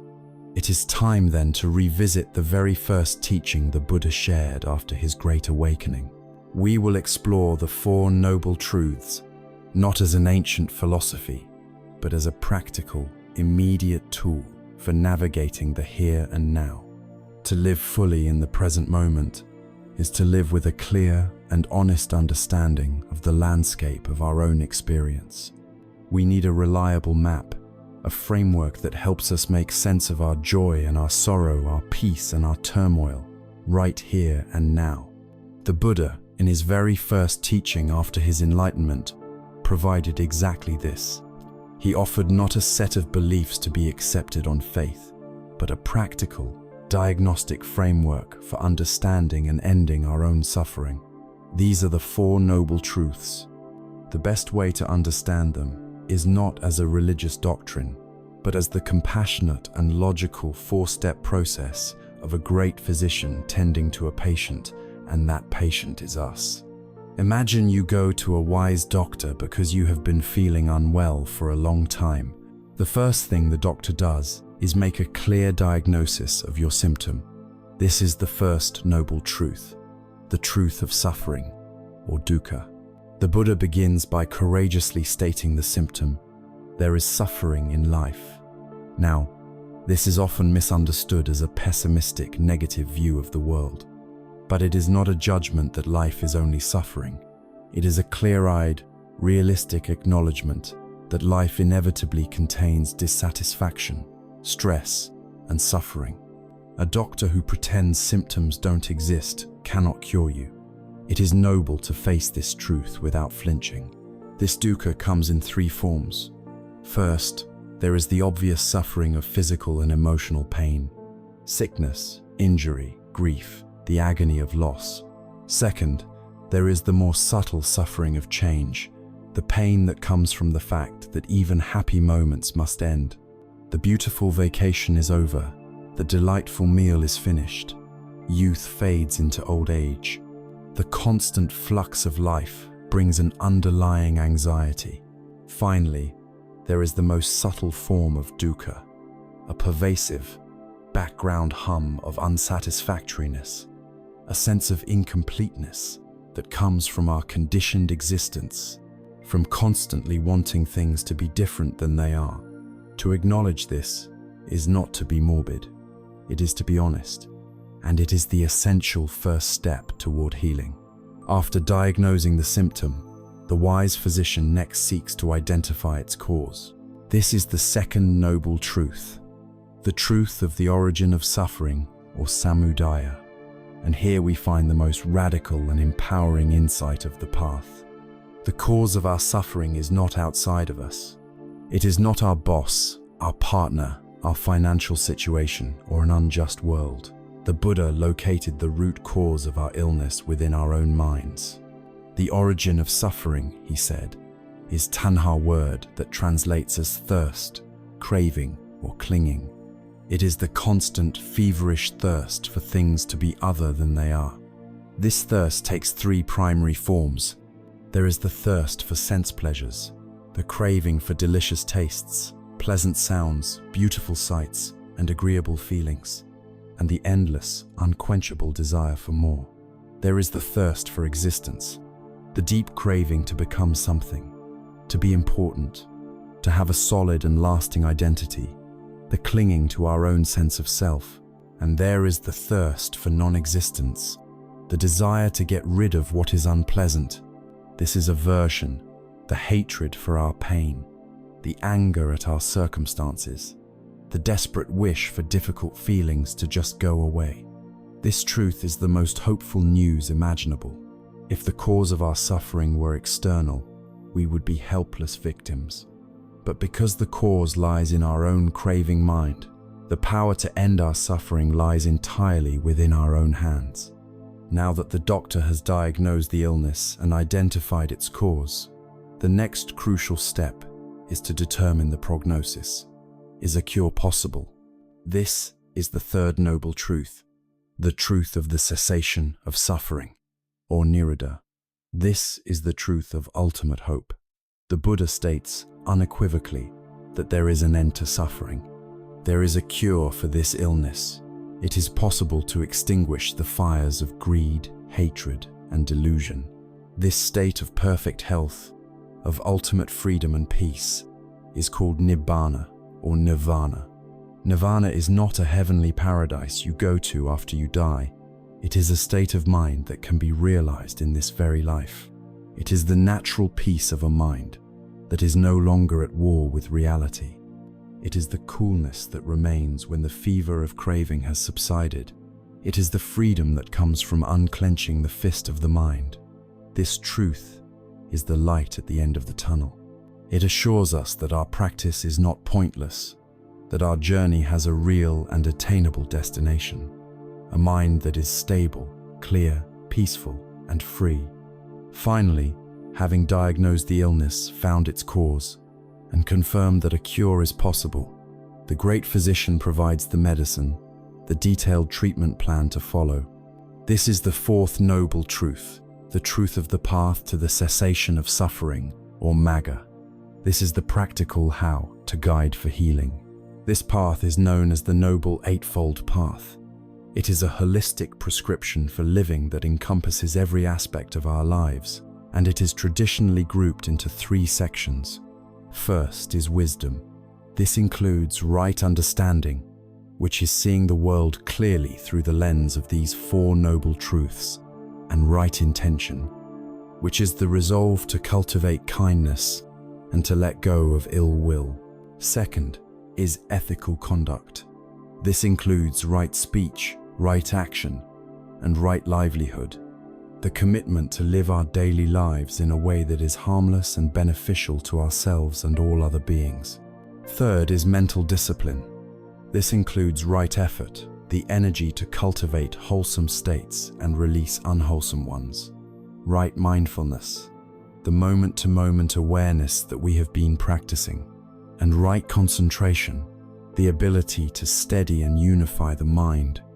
This eightfold path is not a series of rigid commandments to be blindly obeyed.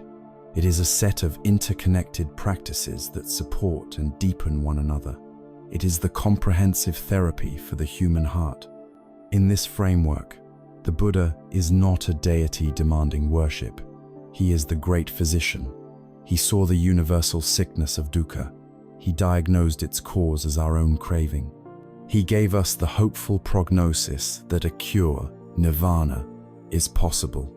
And he wrote out the detailed prescription, the eightfold path, that we can follow to achieve that cure for ourselves.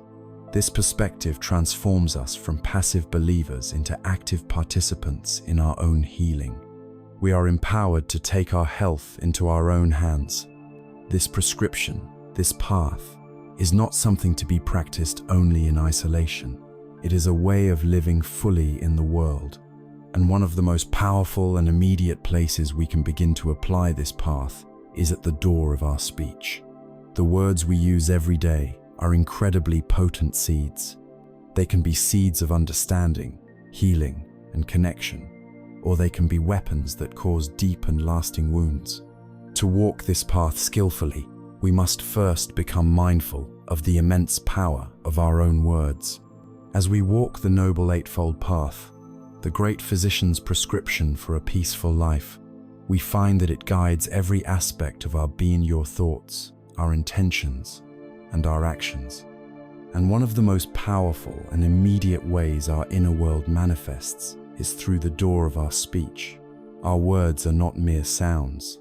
They are potent seeds, capable of planting gardens or sowing minefields. A single careless word can wound a heart for years. A single kind word can give someone the strength to carry on. The practice of right speech, or samavaka, is the art of learning to use this incredible power with wisdom, mindfulness, and compassion. The practice begins with a commitment to restrain ourselves from the four main types of harmful speech. Think of these not as restrictive rules, but as a wise fence you build around your garden to protect it from the most damaging intruders. The first is to abstain from false speech. This is more than simply not telling outright lies. It is a deep commitment to truthfulness in all its forms.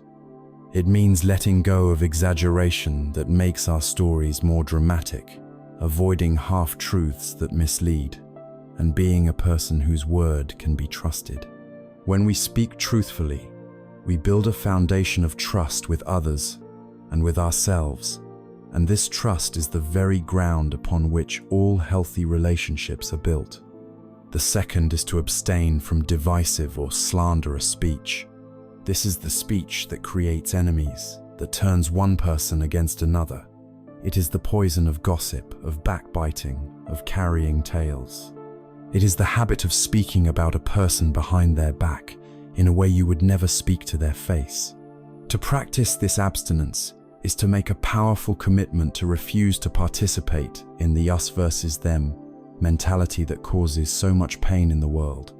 It is the refusal to use our words as weapons to diminish another. The third is to abstain from harsh speech. This is the language of anger, of cruelty, of contempt. It includes shouting, insulting, name-calling, and the cutting remarks of sarcasm. Even if what we are saying is factually true, speaking it with a heart full of aggression causes harm. It closes the other person's heart and makes true communication impossible. This practice is about learning to uncouple our words from our anger, to speak our truth without needing to attack. The fourth is to abstain from idle chatter. This is the speech that is aimless and frivolous, meaningless gossip, pointless speculation, and chatter that simply fills the silence. This doesn't mean we must always be serious and solemn, but it is a recognition that our words and our attention have value. Constant idle chatter scatters the mind, depletes our energy, and often leads, quite naturally, into gossip, exaggeration, or negativity. It is an appreciation for the power and beauty of a calm and purposeful mind. These four abstentions are the foundation, but the true practice blossoms when we transform them into positive, active virtues. We don't just avoid lying, we actively cultivate speaking what is true and useful. Before we speak, we can pass our intention through a series of gates. Is what I am about to say true? Is it also kind? Is it beneficial or useful? And is this the right time and place to say it? This is the filter of wise speech. We don't just avoid divisive speech, we actively use our words to create harmony and to heal conflict. We look for opportunities to praise others, to build bridges of understanding, to encourage reconciliation, we consciously choose to speak about what connects us rather than what divides us. We don't just avoid harshness, we actively cultivate gentle and loving speech. We choose words that are soft, comforting, encouraging, and healing. We learn to listen deeply to others, and when we speak, we do so with a quality of care that allows them to truly hear us. And we don't just avoid idle chatter, we learn to embrace the power of noble silence. This is not an awkward, empty silence, but a rich, restorative silence, a sign of a mind that is at peace with itself. And when we do choose to break that silence, we speak with purpose and clarity, saying what needs to be said without adding unnecessary clutter. The power of wise speech to transform conflict into peace is shown in a beautiful story from the Buddha's life. Two kingdoms, ruled by kinsmen, were on the brink of a bloody war. A severe drought had lowered the level of the river that formed their common border, and there was not enough water to irrigate the fields of both kingdoms. Arguments escalated into threats, and soon two armies were amassed on opposite banks, ready for battle. Hearing of this terrible dispute, the Buddha traveled to the riverbank. He did not issue commands or take sides. He did not lecture them on morality. He simply approached the kings and asked them a series of wise questions. "Tell me," he began, "why have you gathered here with your armies, armed for battle?" They replied in unison, "For the sake of this water." The Buddha then asked a second, deeper question. "Tell me, great kings, what do you hold to be of greater value, this small amount of water, or the lives and the blood of your own people?" This simple question completely shifted their perspective. The kings were struck silent. They looked at the muddy water, and then they looked across the field at the faces of their soldiers, their brothers, their cousins, their neighbors, and the truth dawned on them with absolute clarity. The blood of their people was infinitely more precious than the water they were prepared to fight over. The pride, the anger, and the greed that had fueled the conflict simply dissolved in the light of this simple, profound truth. From this new, wise perspective, they were easily able to work out a fair agreement to share what water was left, and the war was averted. This is the power of right speech. It is not about winning an argument, it is about awakening wisdom. And perhaps the most important place to practice this is within our own minds. For most of us, our inner dialogue is a constant stream of wrong speech. We lie to ourselves about our motivations. We speak harshly to ourselves with the voice of the inner critic. We engage in endless, divisive, internal arguments.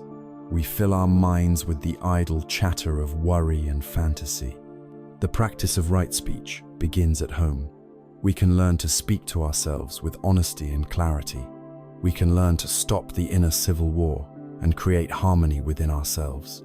And most of all, we can learn to speak to ourselves with the same gentleness and encouragement we would offer a beloved friend. Our inner world is shaped, moment by moment, by the words we use to narrate it. When we practice right speech, we are planting seeds of peace, not only in the world, but in our own hearts. We are cleaning up our relationships and creating a field of clear, honest, and kind communication around us. As we do this, we begin to feel our connection to others more deeply and directly. We begin to see that their happiness is not separate from our happiness. This practice opens the door to a visceral experience of our profound interconnectedness, the beautiful and liberating wisdom of interbeing. Through the practice of right speech, we begin to mend the fabric of our relationships, creating harmony and connection where there was once conflict. This practice of speaking with kindness and truth opens our hearts, allowing us to feel our connection to others more deeply. This feeling is a doorway to a revolutionary understanding of reality, a wisdom that dissolves the very foundation of loneliness. It is the wisdom of interbeing. This beautiful word, which comes from the Zen master Thich Nhat Hanh, is a modern expression of one of the Buddha's most profound teachings. dependent origination. It is the truth that nothing in this universe exists by itself. Nothing is a separate, isolated entity. Everything inter-is with everything else. To be is to inter-be. This is not a complex philosophy to be debated. It is a reality that can be seen directly in anything we choose to observe. Let us practice this seeing right now with something simple. Imagine you are holding a single sheet of paper in your hands. We call it a sheet of paper, and we think of it as a single separate thing. But let us look more deeply. To have this paper, we must first have a tree. To have the tree, we must have a forest. And to have the forest, we must have the sunshine that nourished the tree and the clouds that brought the rain to water it. So, the sun and the cloud are inside this sheet of paper. If we were to take the sunshine out, the paper could not exist. If we were to take the cloud out, the paper would vanish. Now look again. Do you see the logger, the person who cut down the tree? We can see his physical effort, and we can see his need for food. So the wheat field that produced the flour for his bread is also here, in this sheet of paper. We can see the miner who dug the iron ore to make the saw, and the factory worker who transformed the wood pulp into this sheet. Their skill and their labor are present right here. The life of the entire forest, the soil, the insects, the animalists, the foundation from which the tree grew. So all of these things are present too. If you continue to look, you will see that the entire cosmos is contained in this seemingly simple sheet of paper. It is empty of a separate, independent self, but it is full of the whole universe. This is the truth of interbeing, and it applies just as much to us. Look deeply at yourself. You are not a separate, self-contained being. You are made of the food grown by farmers you will never meet, from sunshine that traveled millions of miles. You are made of the air you breathe, an atmosphere shared by every living creature and plant on this planet. Your thoughts are woven from a language you did not invent. Your beliefs and habits are shaped by your parents, your teachers, your friends, your culture. Your very consciousness, in this moment, depends on these words being here for you to perceive them.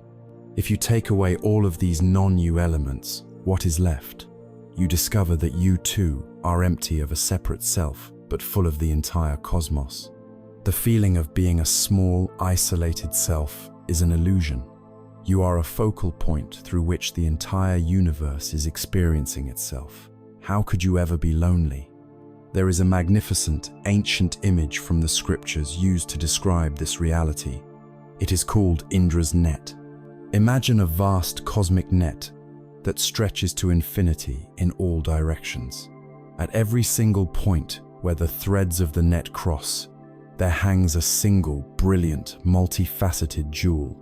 The net is structured in such a way that if you look closely into the polished surface of any one jewel, you will see the reflections of every other jewel in the entire net. And not only that, but within each of these reflections, you will also see the reflections of all the other jewels, creating an infinite, holographic cascade of interpenetration. The teaching says that each jewel, in its essence, is nothing but the sum total of all of these reflections. Its existence is utterly dependent on and interwoven with every other jewel. Therefore, whatever happens to one jewel, if it becomes brighter, or if it becomes dull, that change is instantly reflected and experienced throughout the entire net. We are these jewels. Our lives are not separate. We are all expressions of this one, seamless reality. This is not a poetic metaphor. It is the fundamental nature of existence. And when we truly begin to see this, our whole relationship to life changes. Our personal happiness is no longer a private, selfish concern. We realize that our joy is deeply connected to the joy of others. Our suffering is not separate from the suffering of others. The idea of harming another being becomes an absurdity, a kind of madness. It is like the left hand deciding to injure the right hand. They are part of the same body. The harm done to one is harm done to the whole. This wisdom of interbeing is the only true foundation for compassion. When we see a person suffering, we no longer see a separate other who is in pain. We see a part of our own larger self that is hurting. Compassion is no longer a virtuous act of charity.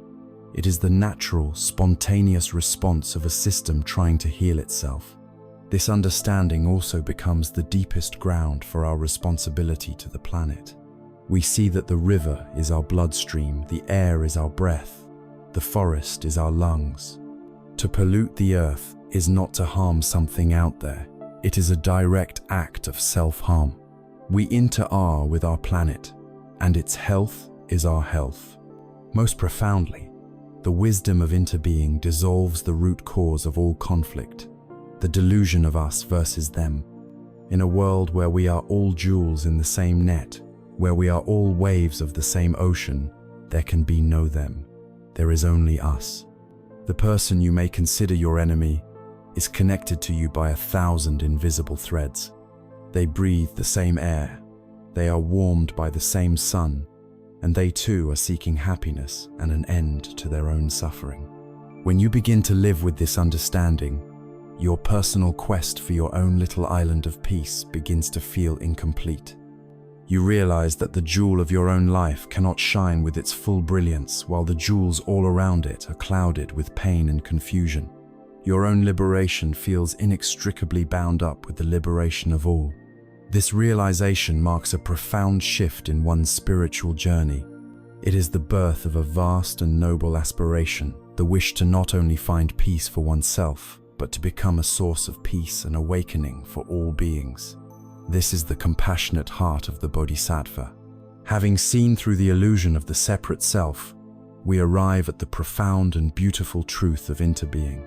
We are not isolated islands. We are jewels in Indra's net. We are waves of a single ocean. Our happiness is not separate from the happiness of others, and our suffering is not separate from their suffering. To truly absorb this truth is to undergo a fundamental shift in the very purpose of our lives. The personal quest for our own little island of peace begins to feel too small. The heart, now understanding its connection to all that is, naturally expands with a new and noble aspiration. This is the path and the promise of the Bodhisattva. A Bodhisattva is an awakening being. It is a person who is motivated by the twin wings of wisdom and compassion. With the wing of wisdom, they understand the empty, interconnected nature of reality. With the wing of compassion, their heart aches for the suffering of all beings who are still trapped in the illusion of separation. And so, the Bodhisattva makes a courageous and beautiful choice. While they may have the wisdom to attain their own final liberation, to enter the perfect peace of nirvana for themselves, they choose to remain engaged with the world. They vow to stay in the river of life, with all its messiness and pain, until every last being has been brought safely to the farther shore of awakening. This may sound like a lofty goal reserved for saints and enlightened masters, but the spirit of the Bodhisattva is something that can awaken in any of us. It begins with a subtle shift in our life's central question. We move from asking, "How can I be happy? How can I find peace?" to asking, "How can we be free? How can my life contribute to the well-being of all?" This awakening of a compassionate intention to live for the benefit of others is called bodhicitta, the awakening heart. It is the most precious attitude one can cultivate. It is a source of immense courage, joy, and resilience. When your reason for living becomes bigger than your own small bundle of fears and desires, your personal problems shrink in significance. Your life takes on a profound, unshakable meaning. The ultimate embodiment of this compassionate ideal is the great Bodhisattva of compassion, known as Avalokiteshvara or Kuan Yin. The stories say that Avalokiteshvara made a powerful vow to listen to and answer the cries of every suffering being throughout the entire universe, vowing not to rest until all were liberated. For countless ages, he worked tirelessly, helping beings in infinite worlds. But one day, he paused and looked out across the universe, and saw that despite all his heroic efforts, the number of beings who were suffering had not lessened. The ocean of tears was just as vast. The cries of the world were endless.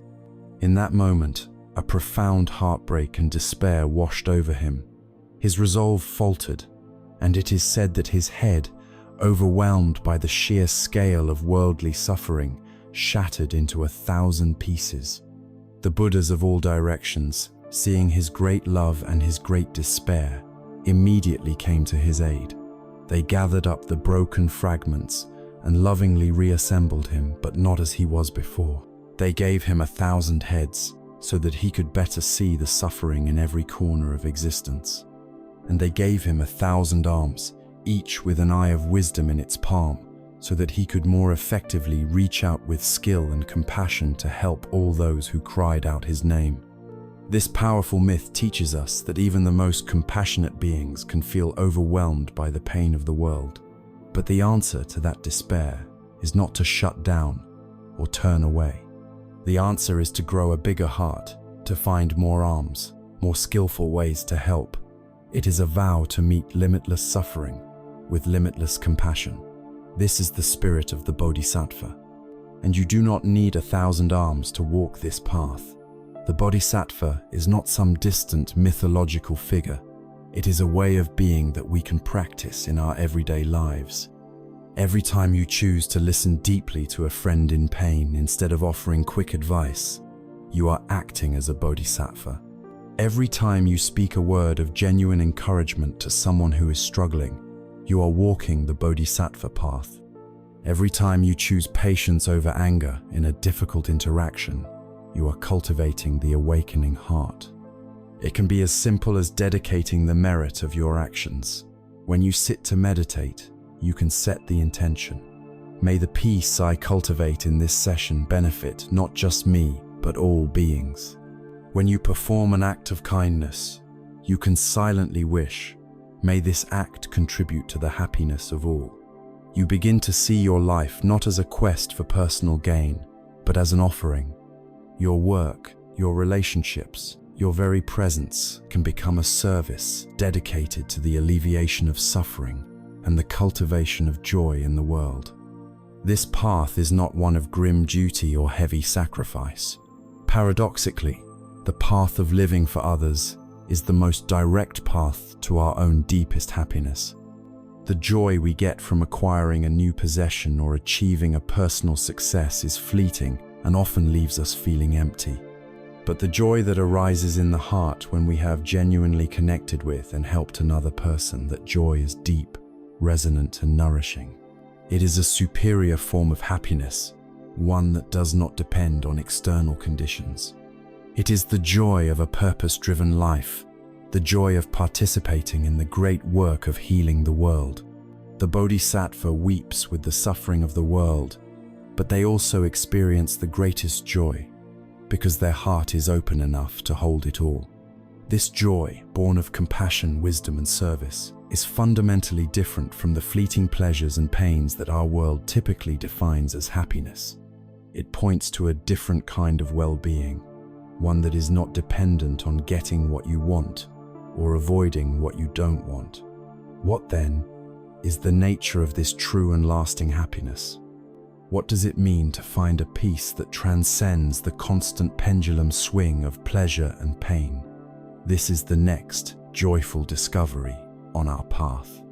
The path of the Bodhisattva, the path of living for the benefit of all, is not a path of grim and heavy duty. It is, paradoxically, the most direct route to a profound and unshakable joy. But this joy is of a different quality than what we typically call happiness. Our entire lives are often a frantic search for happiness, but perhaps we have been looking in the wrong direction for the wrong thing. We have been conditioned to pursue happiness as if it were a commodity, something to be acquired from the outside world. We chase pleasant experiences, desirable objects, and the approval of others, believing that if we can just gather enough of these things, we will finally be happy. This is the pursuit of pleasure. Pleasure is wonderful, but it is a fickle and unreliable source of well-being. It is entirely dependent on external conditions. The pleasure of a delicious meal lasts only as long as the taste is on your tongue. The pleasure of a vacation ends the moment you return home. The thrill of a new accomplishment soon fades, replaced by the desire for the next one. Pleasure is a wave that crests and then inevitably breaks, often leaving behind it a trough of disappointment and a renewed craving for the next wave. It is a constant, exhausting cycle of chasing and clinging, a hedonic treadmill that promises a destination but never truly arrives. There is another kind of happiness, a deeper and more durable form of well-being. The ancient texts call it sukha. Sukha is not the high-pitched excitement of pleasure. It is a deep, abiding sense of contentment, ease, and inner peace. It is not a peak experience. It is a new and stable baseline for your entire being. If pleasure is the exciting but chaotic motion of the waves on the surface, sukha is the profound, unshakable stillness of the deep ocean beneath. It is a happiness that does not depend on getting what you want, but on radically transforming your relationship to wanting itself. This true happiness arises not from adding more to our lives, but from letting go. It is the happiness of subtraction. It is the natural state of a mind that is no longer agitated by the fires of greed, hatred, and delusion. Think of the immense relief you feel when you finally put down a heavy, painful burden you have been carrying for a long time. That feeling of lightness, of release, that is a taste of sukha. It comes from letting go of our resentments, our anxieties, and our desperate need for things to be different than they are. It is the peace that is revealed when we simply stop being at war with ourselves and with the world. It is the joy of the open hand, rather than the tension of the clenched fist. There is a story that perfectly illustrates the difference between these two kinds of happiness. There once was a mighty king who ruled over a vast and prosperous kingdom. He lived in a palace of breathtaking beauty, with gardens, fountains, and halls filled with treasures. He ate the most exquisite foods, was entertained by the most gifted musicians, and had the power to fulfill his every desire at a moment's notice. By all worldly standards, he had achieved the pinnacle of success and happiness. Yet, the king rarely slept well. His mind was a turbulent sea of worries. He feared the plots of his rivals and the possibility of rebellion. He was stressed by the endless decisions of state. He was often bored and dissatisfied, finding that his pleasures had lost their novelty.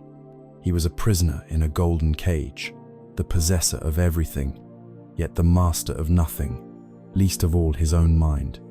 Not far from the palace, in a simple cave in the forest, lived a meditating monk. This monk owned nothing but the robes on his back and a clay bowl for begging his daily meal.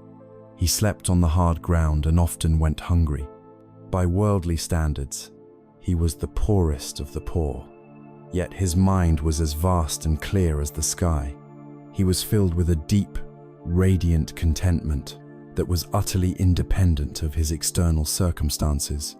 He possessed an inner wealth that the king could not even imagine. One night, the king, unable to sleep, was walking the palace grounds and saw a faint light from the monk's cave. He went to observe him and was struck by the monk's aura of profound, unshakable peace. A wave of envy, sharp and painful, pierced the king's heart. He realized in that moment that this homeless wanderer, who owned nothing, possessed the one treasure he had sought his entire life and failed to find: peace of mind. The king had conquered lands and armies, but was a slave to his own anxieties. The monk had conquered his own mind and was therefore truly the king of his own world. This is the nature of true happiness. It is a treasure that is cultivated within, because it does not depend on wealth or status or health or the opinion of others. It is a happiness that no one can ever take away from you. It is the only true security we can ever find in this constantly changing world. It is a portable refuge, a sanctuary of peace that you carry in your own heart, accessible in any moment, simply by turning your attention inward. We cultivate this sukha by learning to appreciate the simple, wholesome joys that are always available to us. The joy of a quiet and concentrated mind, the joy of connection that comes from an act of selfless generosity, the joy of feeling compassion for another being, the deep contentment that arises from simply being present with your breath. As we practice, we begin to value these subtle, inner riches far more than the loud, flashy, and fleeting pleasures the world offers. And this leads us to a final, liberating insight. This true happiness, this deep and abiding peace, is not something we have to create out of nothing. It is not something we have to import from some outside source. It is in fact our true nature. It is the natural luminosity and serenity of a mind that is unclouded. It has been there all along, obscured by the storm clouds of our conditioning, our fears, and our ceaseless cravings. The entire spiritual path, therefore, is not a journey of construction, but a journey of revelation. We are not trying to build a new house. We are simply cleaning the windows of our own home so the light that has always been inside can finally shine out. We are not on a journey to a distant gate. We are learning to see that there is no gate at all. We have traveled a long and winding path together on this journey inward. We began in the restless darkness of the sleepless mind, and we have walked through the landscapes of letting go, of compassion, of wisdom. We have seen that the nature of our mind is like a river, that our suffering comes from clinging, that all things are impermanent, and that even the self we hold so dear is an ever-changing process. We have learned to tend the garden of our hearts and to understand the great law of cause and effect. We have explored the peace of the middle way and the nature of a happiness that cannot be taken away.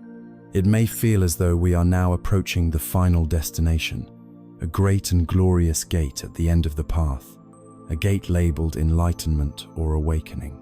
But the final, most profound teaching of this path is a paradox. The destination is here, and the gate is gateless. There is a beautiful Zen story about a young man who realizes his precious ox is missing. The ox represents our true nature, our inherent Buddha mind. Distraught, the man sets off on a desperate search. He searches for years, through dense forests and over treacherous mountains.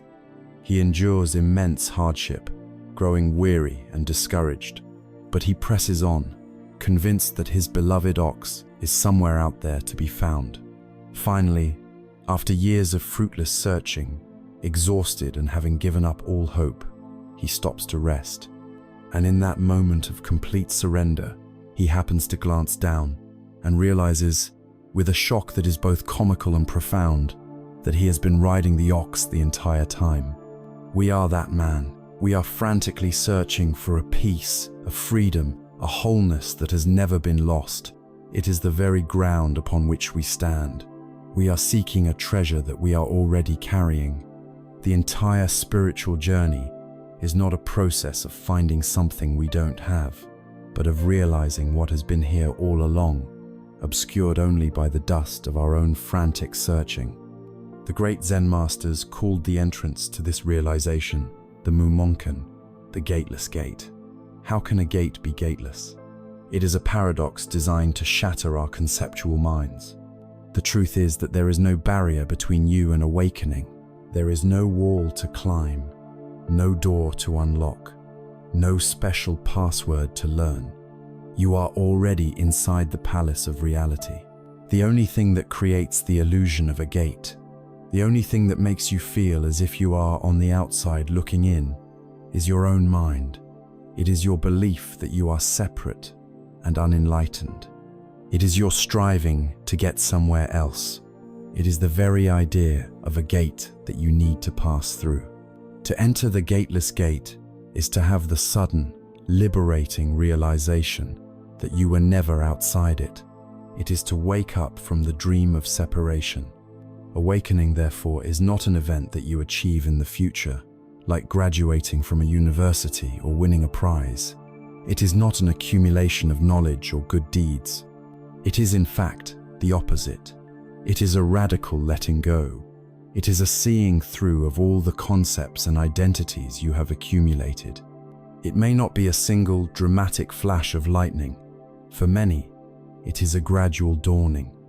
It is the slow, gentle clearing of the clouds of confusion, allowing the sun of your true nature, which has been shining brightly all along, to finally be seen and felt.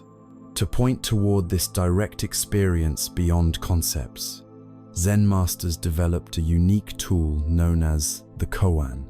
A koan is a question or a statement that cannot be solved by logic. Perhaps the most famous is, "We know the sound of two hands clapping." What is the sound of one hand? Your rational mind immediately tries to solve the riddle. It makes no sound, it's impossible. But these are intellectual answers that miss the point entirely. The koan is not a puzzle to be solved. It is a tool designed to exhaust the logical, dualistic mind. It is meant to push you into a state of great doubt, a state of not knowing. When the chattering, conceptual mind finally gives up, when it realizes its own limits, a space is created. And in that space of profound not knowing, a direct, intuitive realization can arise. The answer to the koan is not a word. It is the direct experience of the silent, aware presence that is hearing the question. It is the realization of the one reality that exists before your mind splits the world into two.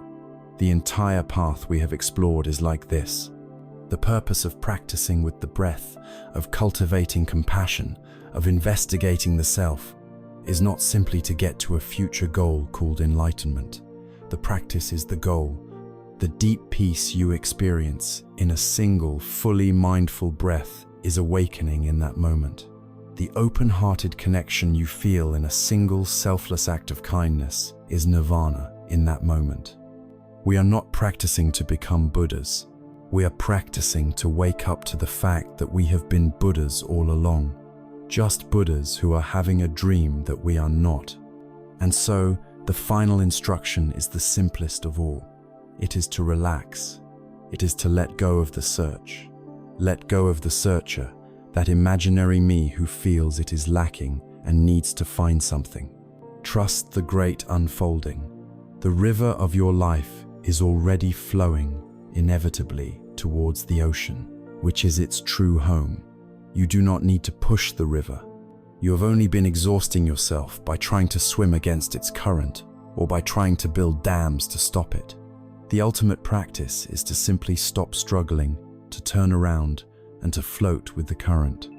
And in that floating, in that surrender, you may come to realize that you are not just a drop of water in the river.